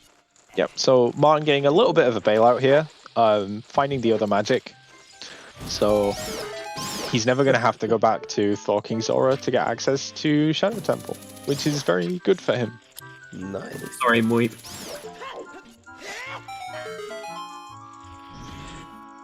That sounds like a bit of a story, Shulza. I mean, throwing that one out there. If he runs out of checks, he might thaw him out anyway. It's possible, but he's at least going to get to do like Shadow Temple and things like that before he goes back to that, so he's not going to have to worry about basically doing a really slow check because he's got everything else done and still has like other good dungeons to do he just can't reach. Oh, yeah, that's true. And we can do Owl of Fire now after finding that hammer. Yeah, so I mean at this stage, it's kind of like the world is their oyster. It's just kind of where do you want to go. Yep. And most of them are going to be going to try and basically just do their like bigger dungeons first at this stage because most of the overworld doesn't have too much in it that's like dense. Particularly the bits that they'll have mostly done, things like Kakariko. So now you'll be looking at like your shadows, your spirits, and then after that you'll be looking at, can I do Fire Temple, can I do Forest, which one do I hate more, things like that. Yeah. It's an interesting beast, this Triforce Hunt for sure. It sort of plays similarly. You're still kind of looking for the same. You tend to still do these like big dungeons, but There's a long shot. that is a long shot. Yeah. So again, it's nice to have. I feel like I'm way happier about a long shot when I've got very specific settings on in Multiworld. Yeah. There's things that become so fun to do when you have a long shot.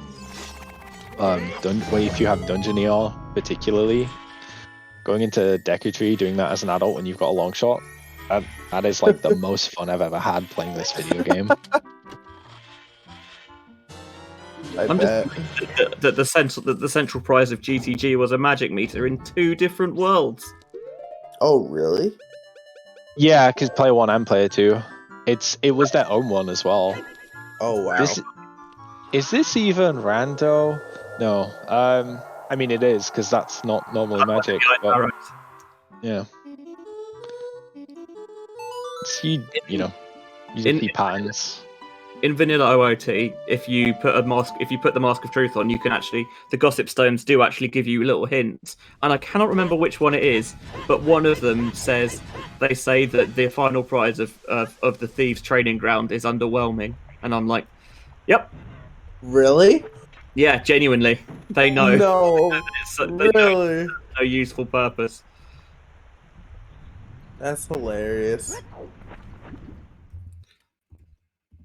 Spoken like someone, although that sounds like the devs never really appreciated the joy of Ice Arrow Bongo. I feel like they just kind of decided at some point, you know what, we were gonna make these things do something, but we never got around to it, so I mean, we'll leave them in there and just kind of poke fun at it a little bit.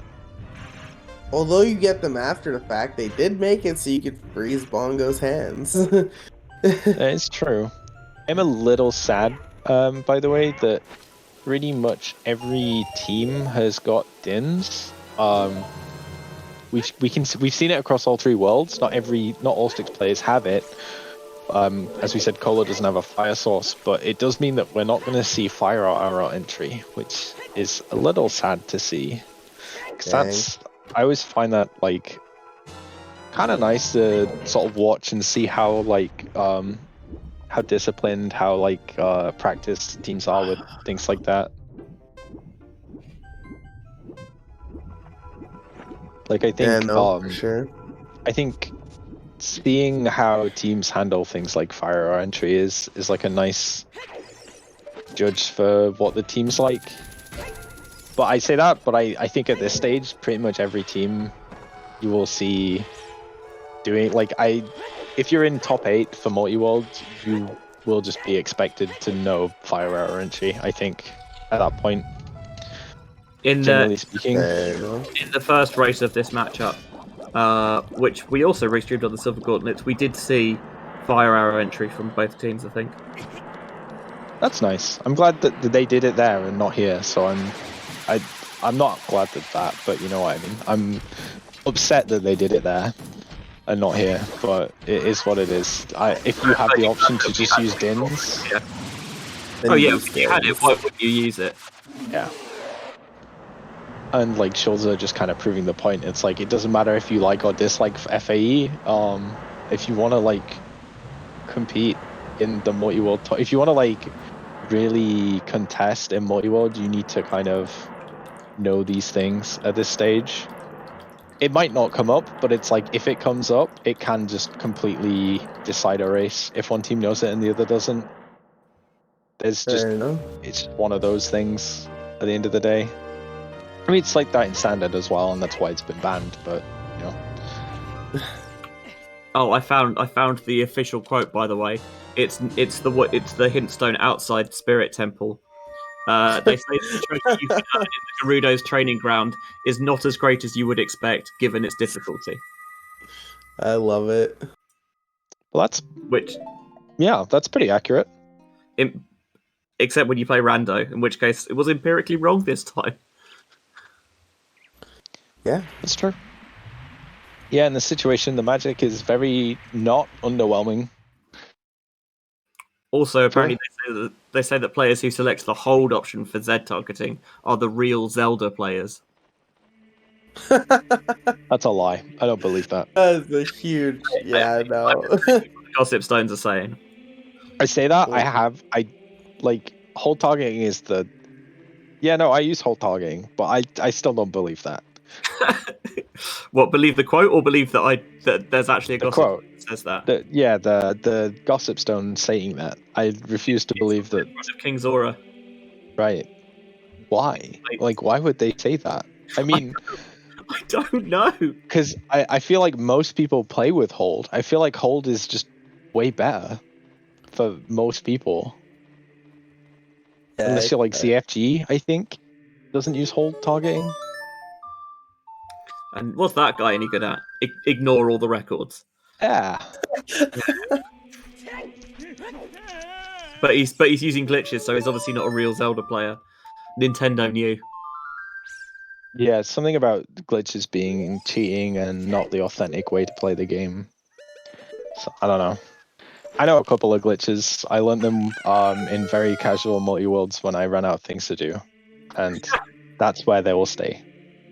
Well, I've also definitely seen, players, multi-worlds where 2 players are done and the other one's just climbing the tower or whatever, and they will just deliberately send them junk items as a laugh. Well, I know ground jumps. That's considered a glitch. That's true. That's true. I know flame storage. That's a glitch, right? I never really thought of flame storage that way. I think it technically is a glitch. Why? It's only just picking up Nocturne. Yeah.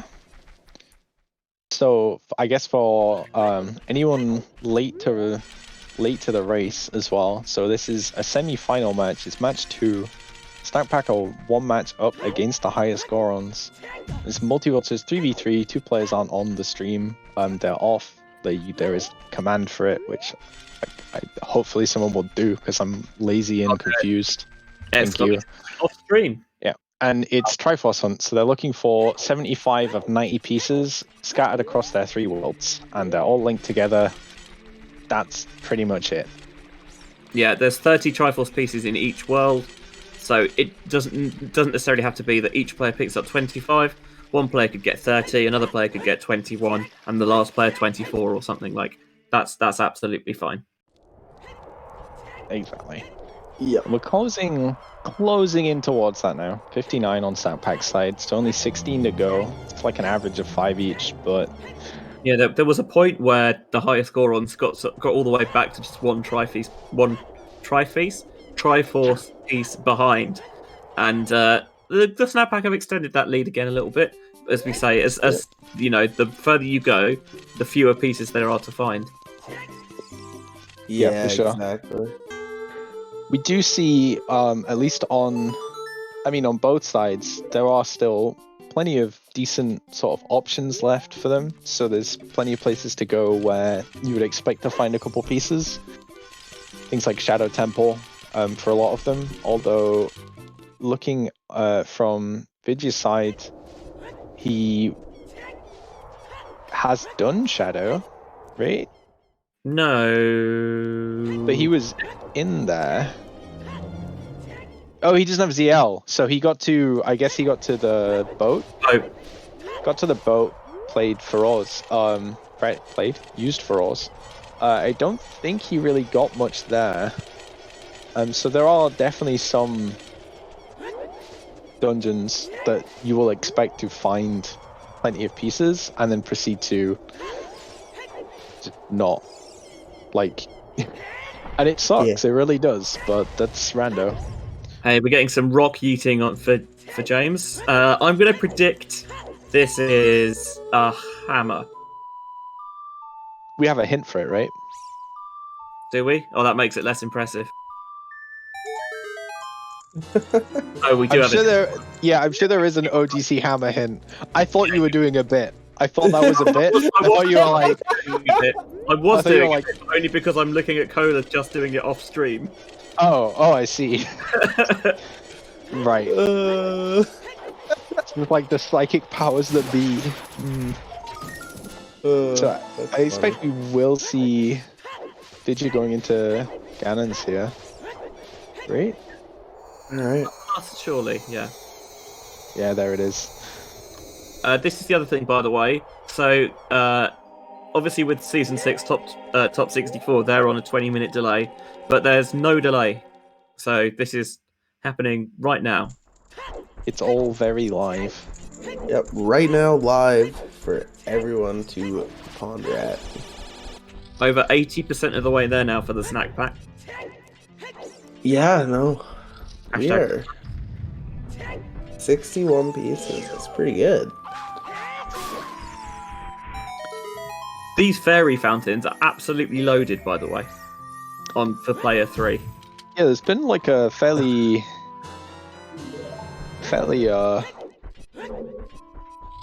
yeah, I don't even know how to describe it. Just there's just a lot of items in the fountains. Yeah, loaded is the right word. It's pretty surprising. Feels like it should be. Ooh, there's two big chests and a double. just a wallet. Yeah, I expect we should. Oh, go on, sorry. We've seen Cola check these off stream. Yeah.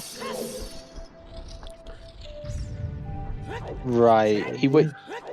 Did he? He went in with Sentry, didn't he? Yeah, he went in. Yeah. Because so we're seeing all that on this side now. Yeah, there's a big Goron sword for James in Light Trial. Sorry for the spoilers. Damn, how would you possibly know that?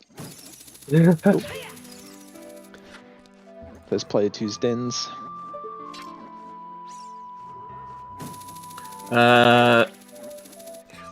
Player 2 for the highest Gorons is idunno.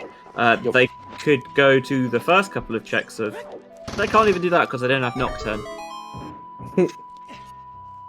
Yeah, so I'm not too sure where their Nocturne will be at this stage, but it's likely probably Nocturne or OoT.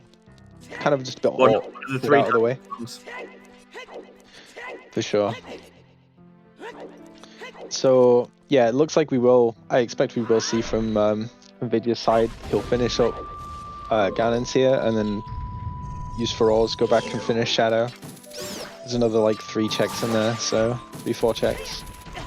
Thanks, Baseball. Player 2's Nocturne is on Ocarina of Time. Great. Yeah, Oh, at this stage, it kind of had to be somewhere awkward, right? Yeah. Although it's a bit difficult to tell where, like, which dungeon's what from the World 2 side of things, because both of them haven't checked their menu, Yeah. which is pretty unhelpful, but, you know, it's not like it's a huge deal when you don't need to clear all 6 medallions. That ZL lock check that we just saw James do, we hadn't seen, I think, from Cola, because Cola didn't have Zelda's Lullaby when they came in here for the first time, Right. but it was nothing. Tragic. I would have hoped it would be bigger. I'm not biased, but to be honest, I support both teams. They're both great runners. I support the highest score runs because that gives us, if they win, we get a game 3. That's also true. Yeah, I guess if anything, I'm leaning towards Gorons because game 3 is always nice. And I it gives us a bit more time to schedule. I think they did Triforce Hunt for their first settings for their first match as well, so wouldn't surprise me. Wonder if they go the same for game 3. Like how? So from your perspective as someone who's also in the bracket for your team, do you like having the same settings between kind of races in the same set, or do you like to mix it up? So I think part of it is kind of like figuring out what settings you like as a team, figuring out what settings you might want to use against teams better or what you would consider better or worse than you. I don't think it makes a huge difference all in all, actually. I know we've had conversations before of like, oh, if we think we're worse on execution on the whole, do we want to like stray away from certain settings, things like that? At least in the past season, where one of them was 8 dungeon rewards for your Ganons instead of 6 medallions. But like, generally speaking, I think what it's mostly come down to is just like, what does your team feel the most comfortable playing? And that probably doesn't necessarily change in between each race. Right. So like, it doesn't really matter what you're up against at a certain point. It's kind of just which settings do you prefer the most, and like which do you not really enjoy playing as much, and just kind of making sure you set up the right kind of team environment going into it. So like we've got our settings that we prefer. We know we kind of avoid certain things. And then like even then I don't think we played a single match in our top 8, a single game in our top 8 match that like had all settings we were super keen on. There was always at least one setting in there that were like, oh really? But you know, that does happen. Like you kind of just gotta roll with it. But admittedly, part that's because they drafted 2 trials in like 2 of the games, and 2 trials is in all 3 of the games actually. And 2 trials is very whatever. Yeah, just there. Just makes it longer. Off stream, we've finally seen idunno check the medallions, and so we know that if he wants to pick up Nocturne, idunno is going to have to complete Fire and Water. Of note, they do not have a hammer yet, so that's currently off the table for them.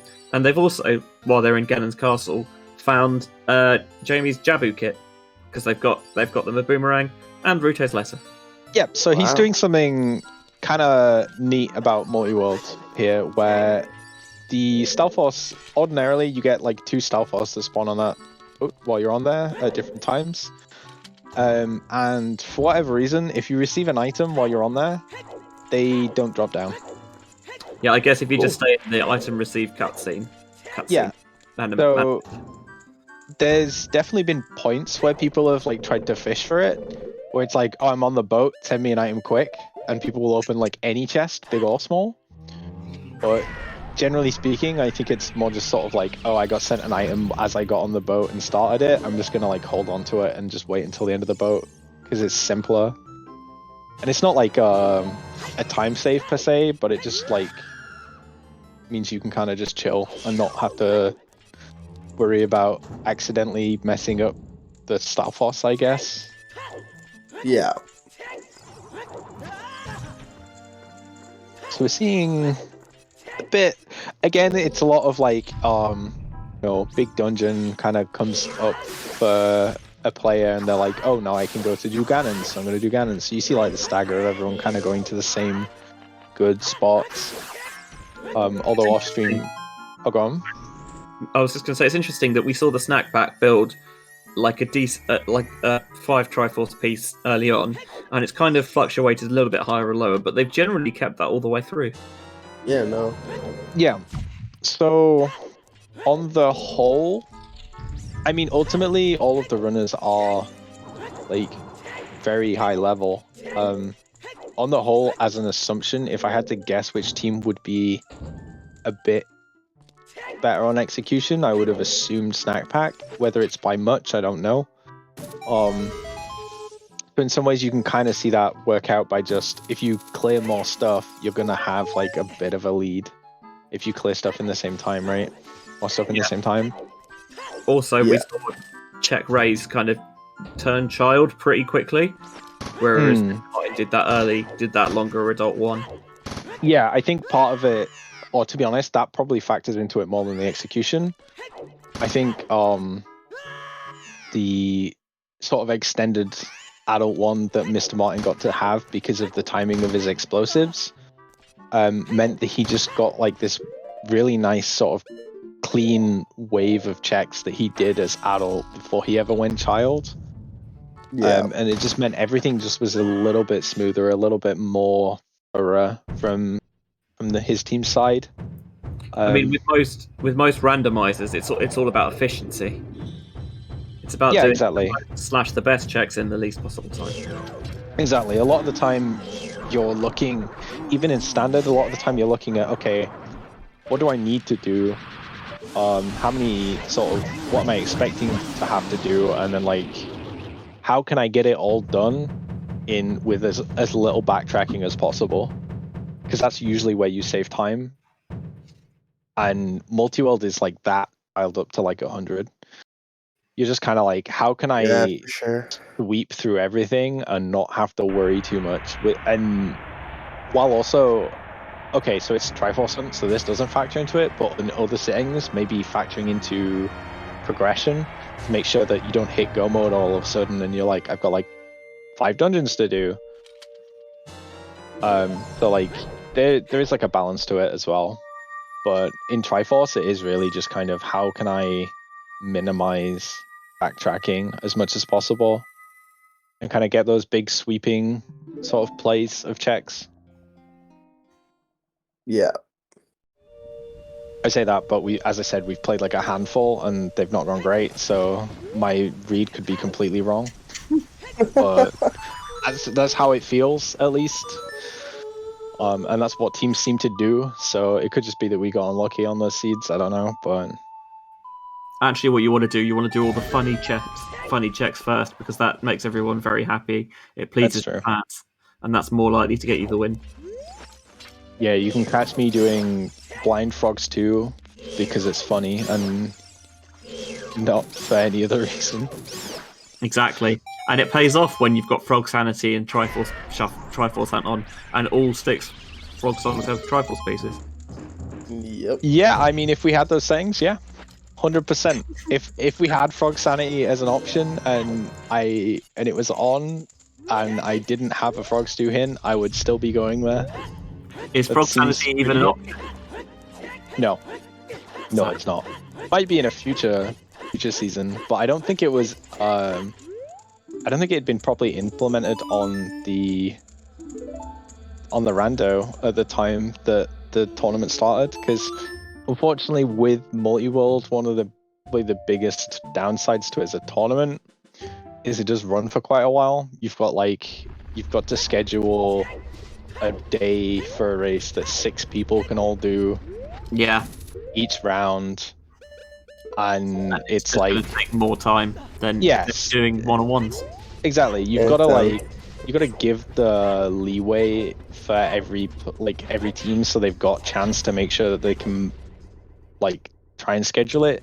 So even then, you're looking at about 2 to 3 weeks for every race, and that's 6 rounds of Swiss. You're already talking 3 months. And then you've got the top 8, which is best of 3. And the top 8's a bit more lenient on the timing because it's come around at the time of S6, holidays, things like that. So it's kind of like, oh, well, you know, if you can't get it scheduled right away, it's not a big deal. And generally, because it turns out that runners who are good at multi-world are often very good at singles, that they're going to be still in S6 even as it continues. So that's going to make. I don't know who still is in S6 actually. Who's still in the tournament? Alex is from our team. He knocked Mario out the other day. Oh wow. I think Martin got knocked out. I need to look at S6 by Mario. Yeah, I remember. there you go. It's like, I think Cola might still be in lower bracket. yeah, I think Possibly? off the top of my head, the people that would still be in top 64 is like Cola. I think idunno was in top 64. I don't know if he still is. And did CheckRaise? I can't remember anymore, to be honest. I kind of bleached it. From my mind. Okay, CheckRaise was. I'm just taking a look. Okay, CheckRaise is out. idunno is out. Jamie unfortunately didn't have a good qual season, so I think he missed out. Drew's out, I'm out. Alex is still in. Banger's out. Cola's in. Cola might be the only top 64 runner still in. That's in Multiworld. But to be fair, I think that actually just goes for testament of how good the competition is these days. Yeah, I'll say that. Yep. I mean, certainly we've seen with restreaming all the Challenge Cup races that the quality has been phenomenal. Like, there's so many. Like, looking at some of the bracket reveals, like the original pool draws and stuff, thinking, oh yeah, this player's like a dead cert to go deep in the tournament, and they don't even make it out of the pools because so much quality. Yeah, anything can happen. And it's just because, like, as the years go on and this randomizer's been around longer, people are just gonna get better and better every year. Like, it's bound to happen. Yeah, for sure. So it looks like player 2 just received their hammer on high score on side from player 3's light arrow cutscene. That's kind of interesting. We did have a Temple of Time is Path of Gold hint, I think. I mean, that would make sense, but that's quite good for them to maybe pick up a few extra pieces on player 2's side, because Cola still doesn't have a fire source, so is unable to go into Shadow Temple, get that light arrow cutscene hammer for player 2 for Mario. So that's it was some stuff after player 2 gold. That's some stuff he's missing out on, but also they're only 6 pieces away now. So now it's just might not need to go.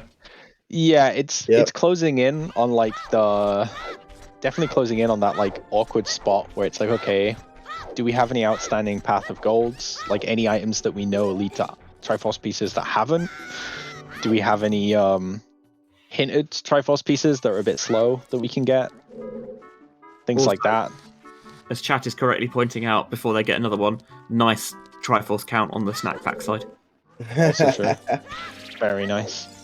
I think that's part of what... I don't think it was to do with the time of how long it would take to do 75 pieces. I think it was just, we just want to be able to get to 69. So is Triforce Hunt in Multiworld always 75 pieces? Or always 75. It's always 75 of 90. Doesn't fluctuate. Again, it might end up being something that's considered in future, but I don't know exactly what they want to go to for... as from the organization point, I'm not sure what the direction is of whether they want to sort of add more settings, streamline them, anything like that. I don't know what the decisions are there, but I'm also not going to be like, I 100% faith in the organization. I think from that side of thing, I have 100% faith that they can do good settings, having done this is the 3rd season of Multiworlds. I've been in all 3 of them. They've all been great for different reasons, so I'm not biased at all. But yeah, I've got a lot of faith in the group that have organized it at this stage to make a fun tournament. No, the fact that Multiworld even exists is kind of mind-boggling to me. That's true. It's awesome. I've never actually done one, but I love them. They're pretty cool. I know one of the earliest things I actually did with playing the game when I was first getting into Ocarina of Time Rendo, I did some like really awful multi-world settings with a few people. Oh.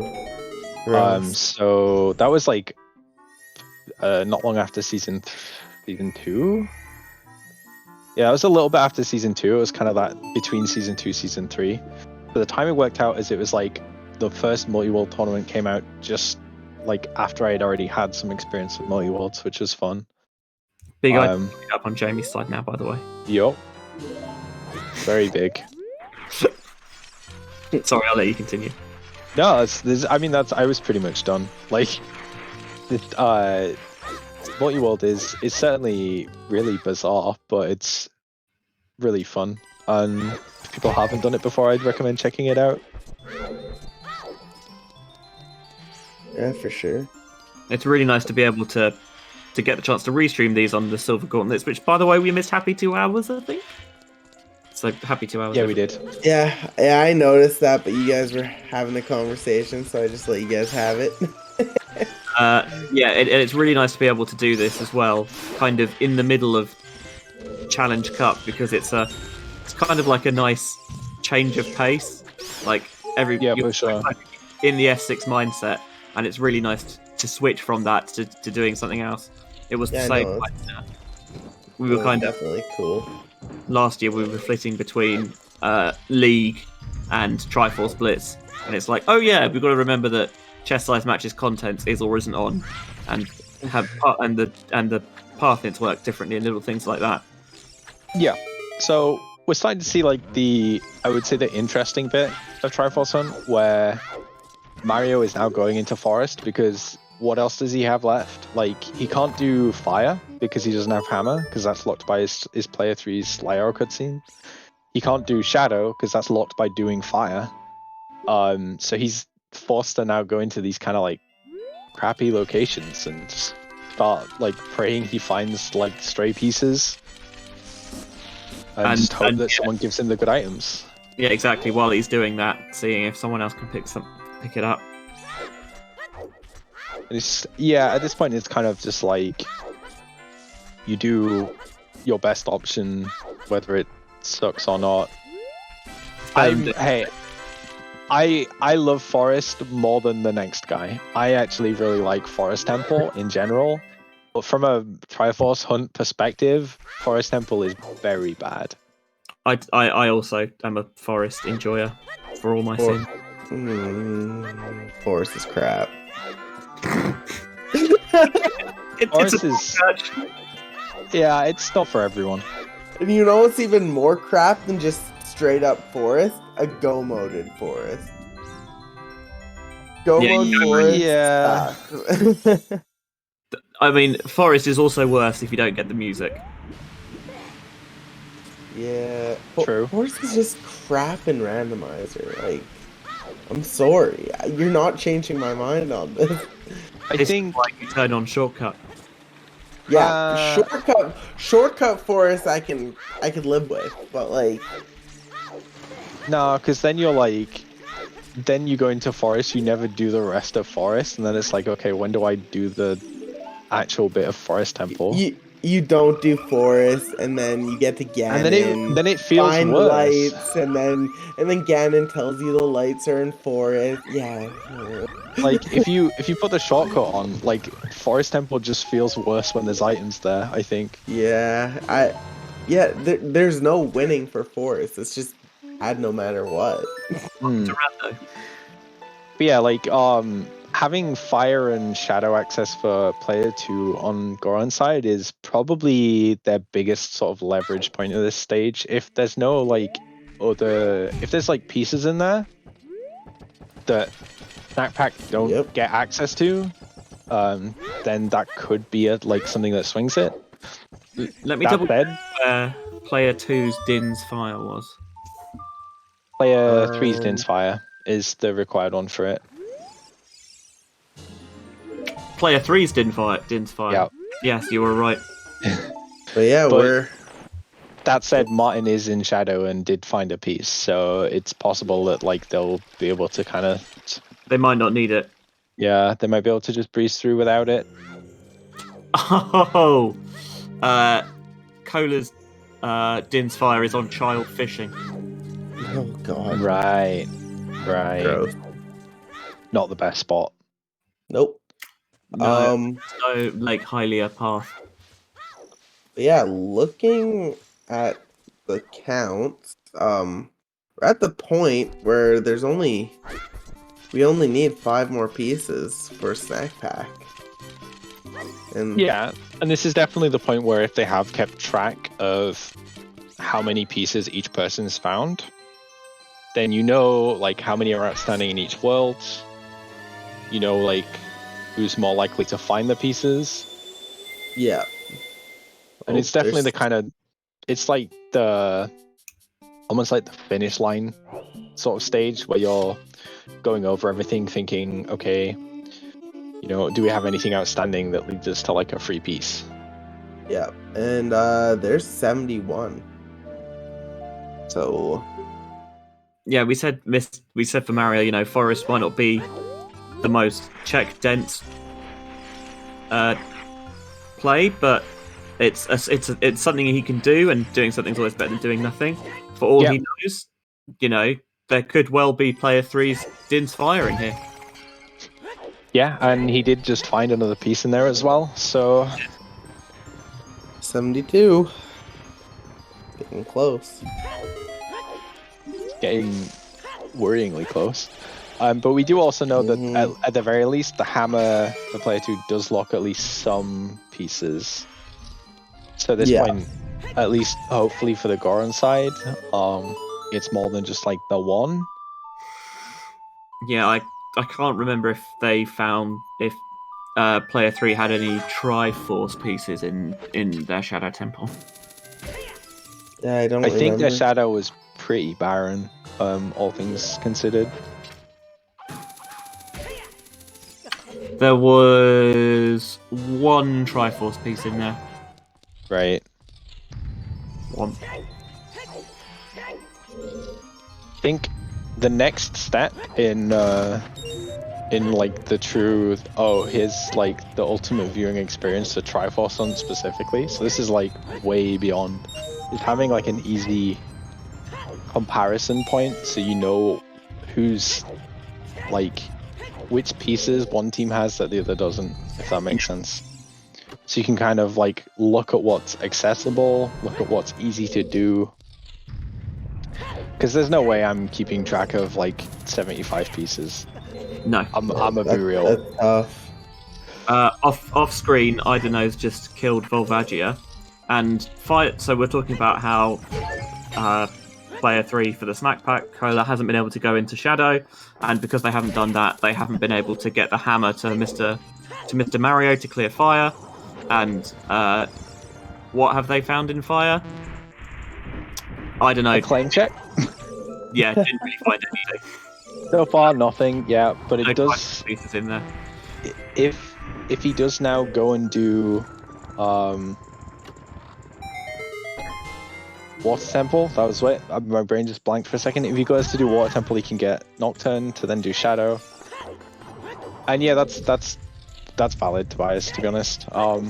It's wishful thinking. I'm just like, that's all my brain's telling me, just being like, ooh, these in this like very specific moment, because it's only super valuable for like the last like few pieces where you're like the 5-piece mark, and you're like, what 5 pieces could they be getting that we already know about that they haven't got?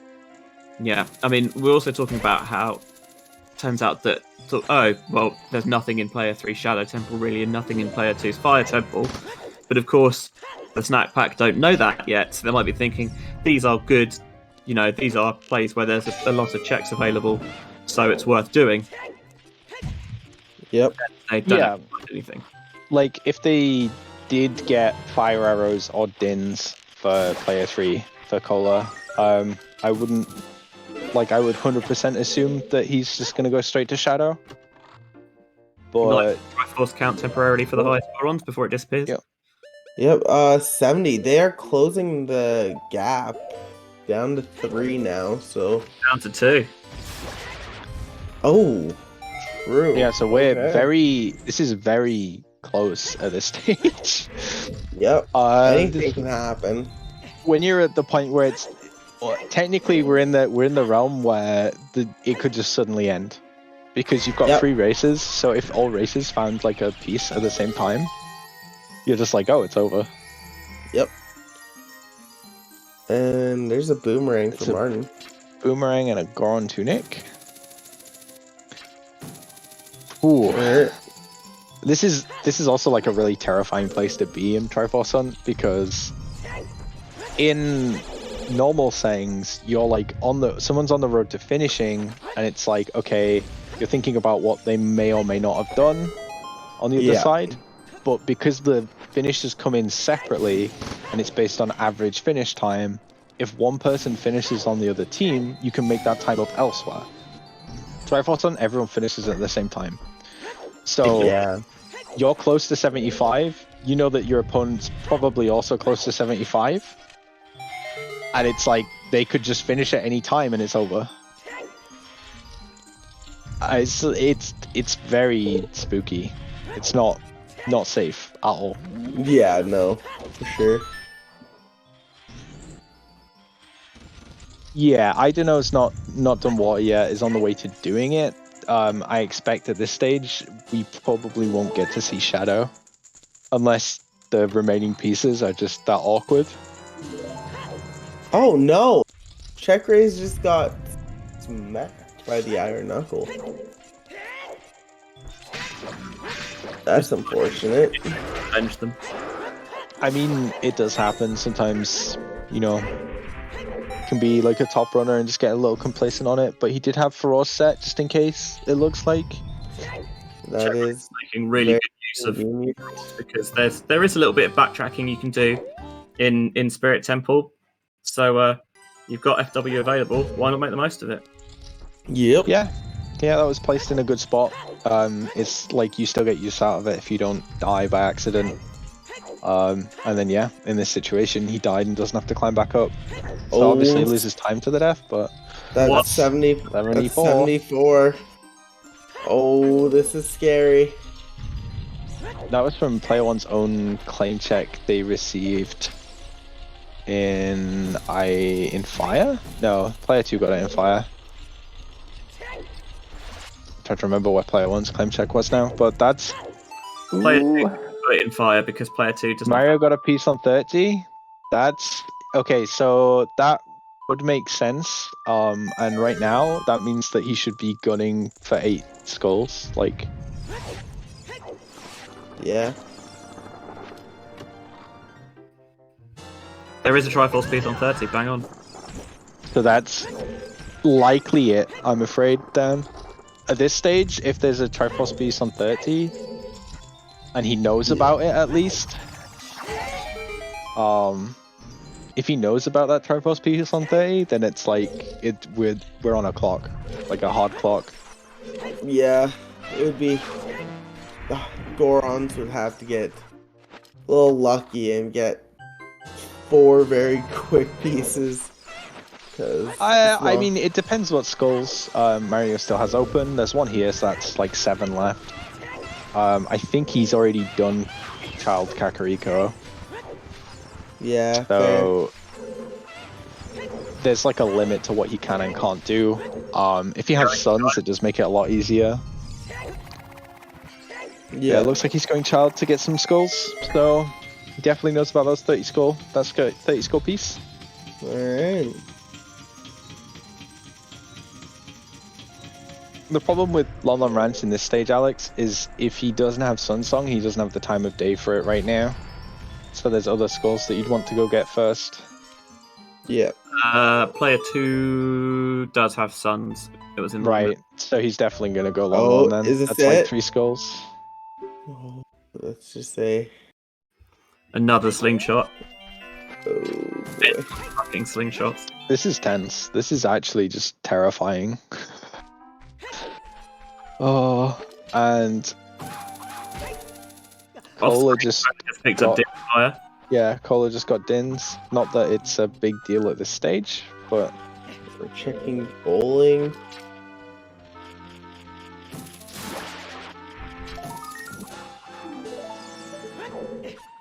yeah, bowling's one of those things that like going through. If there's a piece in here, you just do it like it's quite quick to check both checks. Yeah. So just do it going through, because if there's a piece there, it's quicker than doing 8 skulls, 7 skulls, For sure. 6 skulls as he now gets another one. Yep. Curious, do we get 30 skulls first, or is a stray piece found somewhere else? So probably the 30, just because at the end of the day, Mario's sort of gunning to the skulls now, so Yeah. he's not looking for pieces. So that's one less person that's gonna just accidentally find a piece. So it's still possible, but you're looking at 2 people doing checks instead of 3. Yeah, for sure. And that is a small chest. Okay, I was ready to just eat my words. It's just like Martin just finds a big chest and opens it, but it's usually what happens. Yeah, this has been quite an interesting close race back and forth. Well, I say interesting, about as interesting as Triforce Hunt can be, I think. I'm not biased. I'm a tiny bit biased against Triforce Hunt maybe, but I did get that feeling. yeah, I mean it's fine. But it's like, yeah, ultimately you kind of just want to do the checks, get triangles, like 72. My big dungeon is open, I'm gonna do my big dungeon, you know, like, and it ultimately I feel like it's a little bit even more so about finding the right item at the right time than like normal multi-world. Yeah. But I think that's just down to how quick the setting is for 75 pieces. Because as you can see, we're in the like 225 area now. We're talking earlier doors about it being probably between 2.5 to 3 hours. So we're like very close to that at this stage.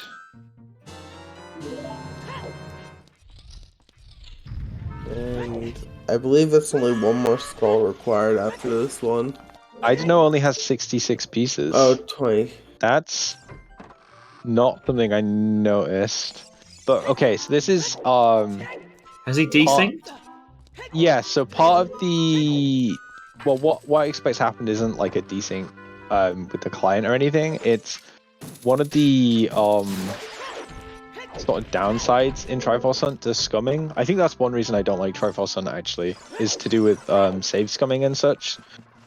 If you find a Triforce piece and then you reset away after, like without saving it, that piece is gone for you, but not for your team. Oh. So you end up behind your teammates, and you have to go and find that piece again. Weird. So all 3 runners have to have 75 Triforce pieces registered. Correct. Well, it's your game finishes when you have 75. So, like, race time then like clocks it, and you all finish, and it's like cool. But if one person hasn't finished, then they don't get to stop their timer. So I wonder if he's like he accidentally scummed it and didn't notice, That's 30. Mario from, by the way. Let's get your GGs in chat. Cause Yeah, Snack just about to finish it up now. it's over. There we go. Jeez. Hello, colors. Nice. Yeah, That there was we a go. GG. Pretty quick one, I think. I would say so. Yeah, 226, probably on the slightly quicker side for Triforce Hunt. You're just seeing the GGs come in. That didn't feel anywhere near as tortuous as it might have done. Yeah, I think that's the like flip side is that it's quite quick. So whether you enjoy it or not, it's not going to be on for it's not going to be too long of your time when you play it, I suppose. I guess the average finish time of a multi-world is a lot higher than the average finish time of just a... It depends. With like the standard settings that have been worked out, it's actually not particularly much higher. There's more variance on it, but you will see on average, like you still see like high, like around that like 2:30 to 3 hour finish for the first place usually. But it does depend on the seed as to like how other people's finishes come in. So how's Goron still clearing at the moment? I'm not sure if they're seeing if they can get to 75 or not. They're only 2 away. Yeah, they are quite close.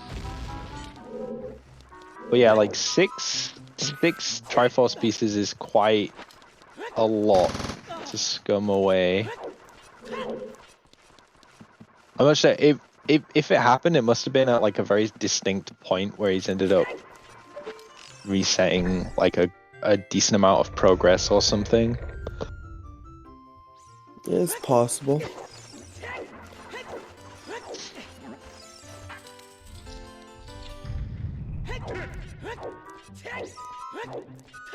If it was a crash, I would have expected to FPA. If it was like if it was accidentally resetting it away. Oh. GG's. Yo, GG's. GG. So GG's, everybody. Yo, GG's. how do you feel? Pretty good. Good to be in finals, I guess. Yeah, I mean first team there, so you know, get to have a nice break. Yeah, now we How- get How did to it? wait a month. Go on. How did it feel in those last couple minutes, knowing you just need to get 30 skulls? Oh, yeah, that was I was in forest, like, we get to 73 skulls, I'm like, oh, I really don't want to be here right now. I want to be collecting skulls. But, yeah. Yeah, no, I understand that completely. When you've got like the 1-2 pieces left, and you're like, I know there's this really awful one to go get, and it's like, I was lucky there was one on Turn it does make it a bit easier for sure. One thing I was curious about, just this is really random and specific, but I clocked it, and I'm just curious. Martin, at some point you checked like the hint in the Storm Scroll in Hyrule Castle, or you like went? Yeah. No, I didn't go for the hint. Oh, you went like. Oh, I'm like, I don't way. need a hint. Yeah, Right. I was just waiting for the time of day. Right. Okay, that makes a bit more sense. I was just like, yeah. I was like, he went for the hint. I'm like, that seems like a little much. So I needed to go. Where did I need to go? I don't even remember where You I was went- going. I know you went back into Night Market and did that, and then proceeded to like do some other child stuff. I think I meant to go CAC, and Right. then my only warp song was Prelude, and my save warp was in Market, so I Yeah. had to wait. And then the strength was mine, so I couldn't commit. Right. That makes sense. Yeah. Yeah, because I just saw you like in the area like behind the guards, and I just thought, I don't think hints are that good in these settings. Like, Yeah, they're not. there's And not, it's not like there's nothing you could be like, really pushing for. It's like, oh, need that Uh, last that- like path of gold. That's why I got on top of it and I didn't go in. That I'm makes like, sense. That makes a lot I'm of just sense. wasting time. I'm glad I understand now. That's what I needed to know. Keep that in mind. About these particular settings. They're alright. I mean, Triforce Hunt is meh. Yeah. We just So- turned off scrubs and shops to just make it easy on ourselves to not miss anything. Exactly. Like it's easier to not having to think about it. I mean, I can understand that.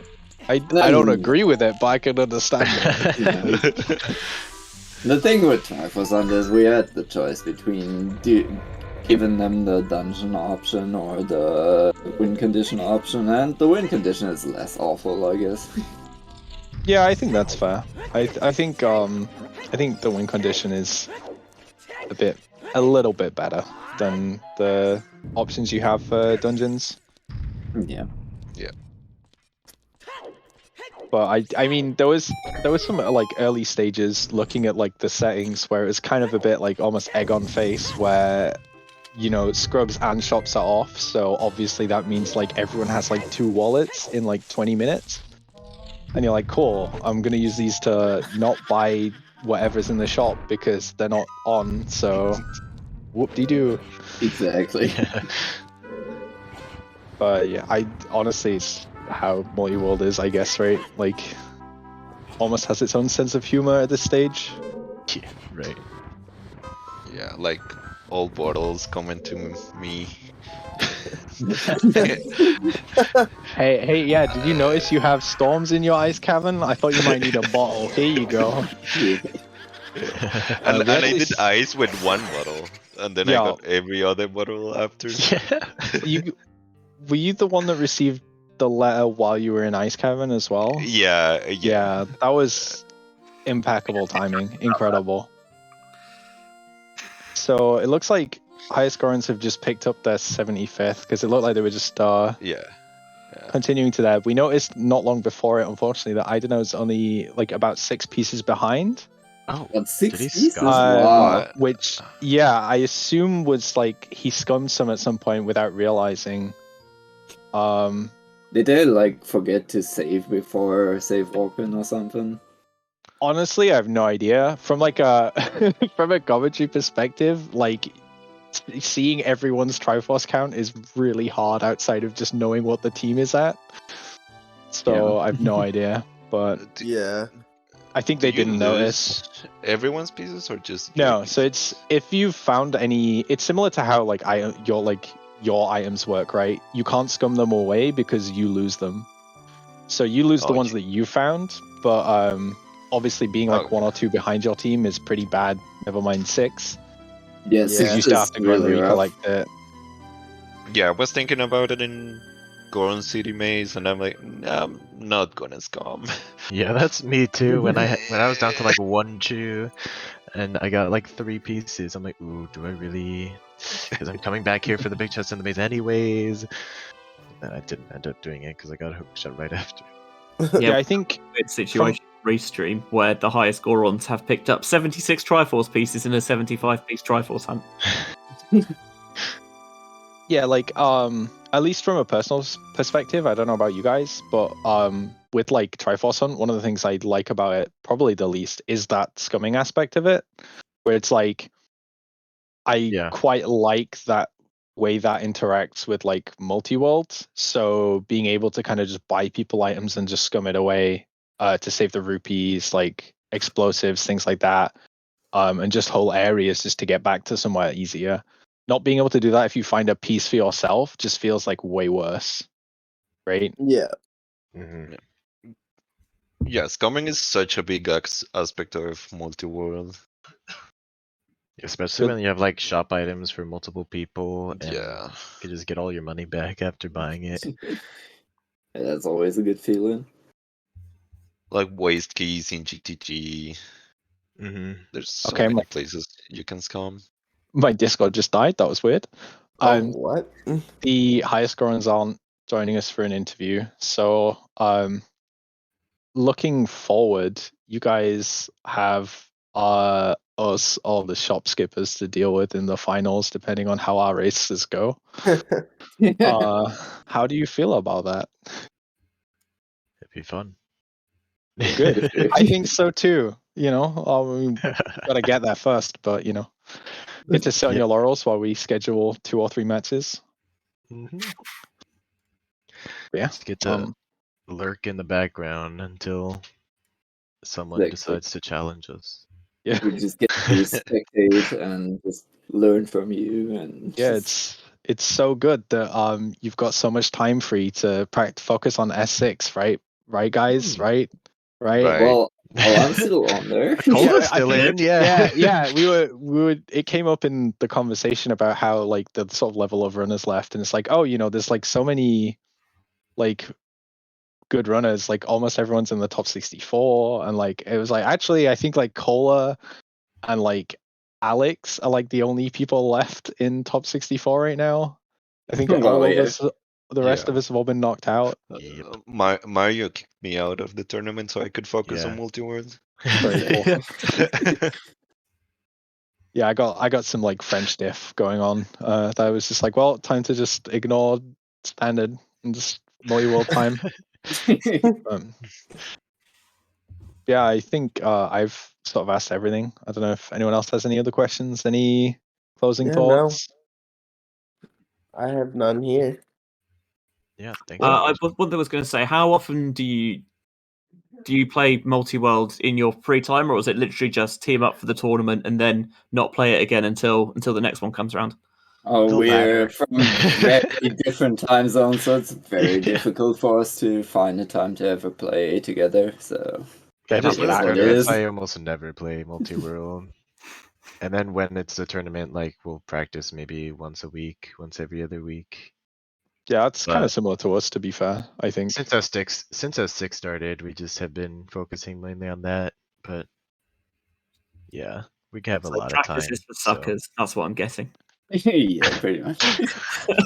I mean, guess. it's like Well, practice during the tournament, but like outside, there's enough time between them that it's like, like you can just play other formats and just Yeah. be good at the game generally, right? play other randomizers. Who needs to play Ocarina of Time? Yeah, you've only got like every Zelda randomizer under the sun under your belt, Mario, right? Most Not of them. all of them. Give it a couple of years. Give it a year or two. Yeah.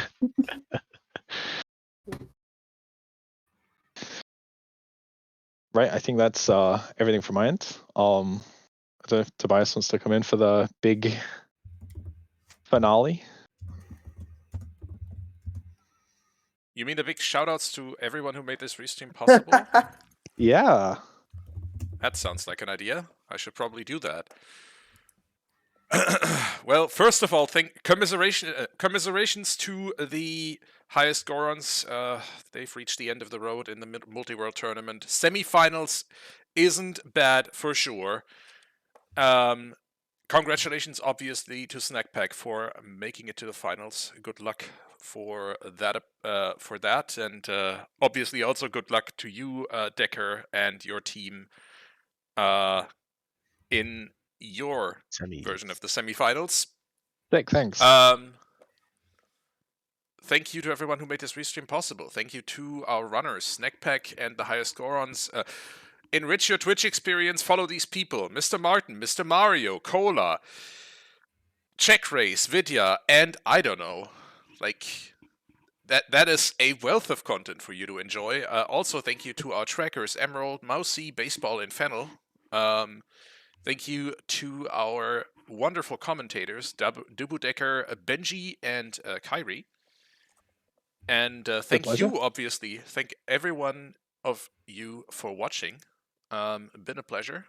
And we don't yet have the next restream scheduled on the Silver Gauntlets. But when we do, which will probably be in a few days, we will obviously let you know in our Discord. So go ahead and join that. The link is in the chat. And round 2 of the Challenge Cup brackets has literally started. It is literally going on right now. Exactly.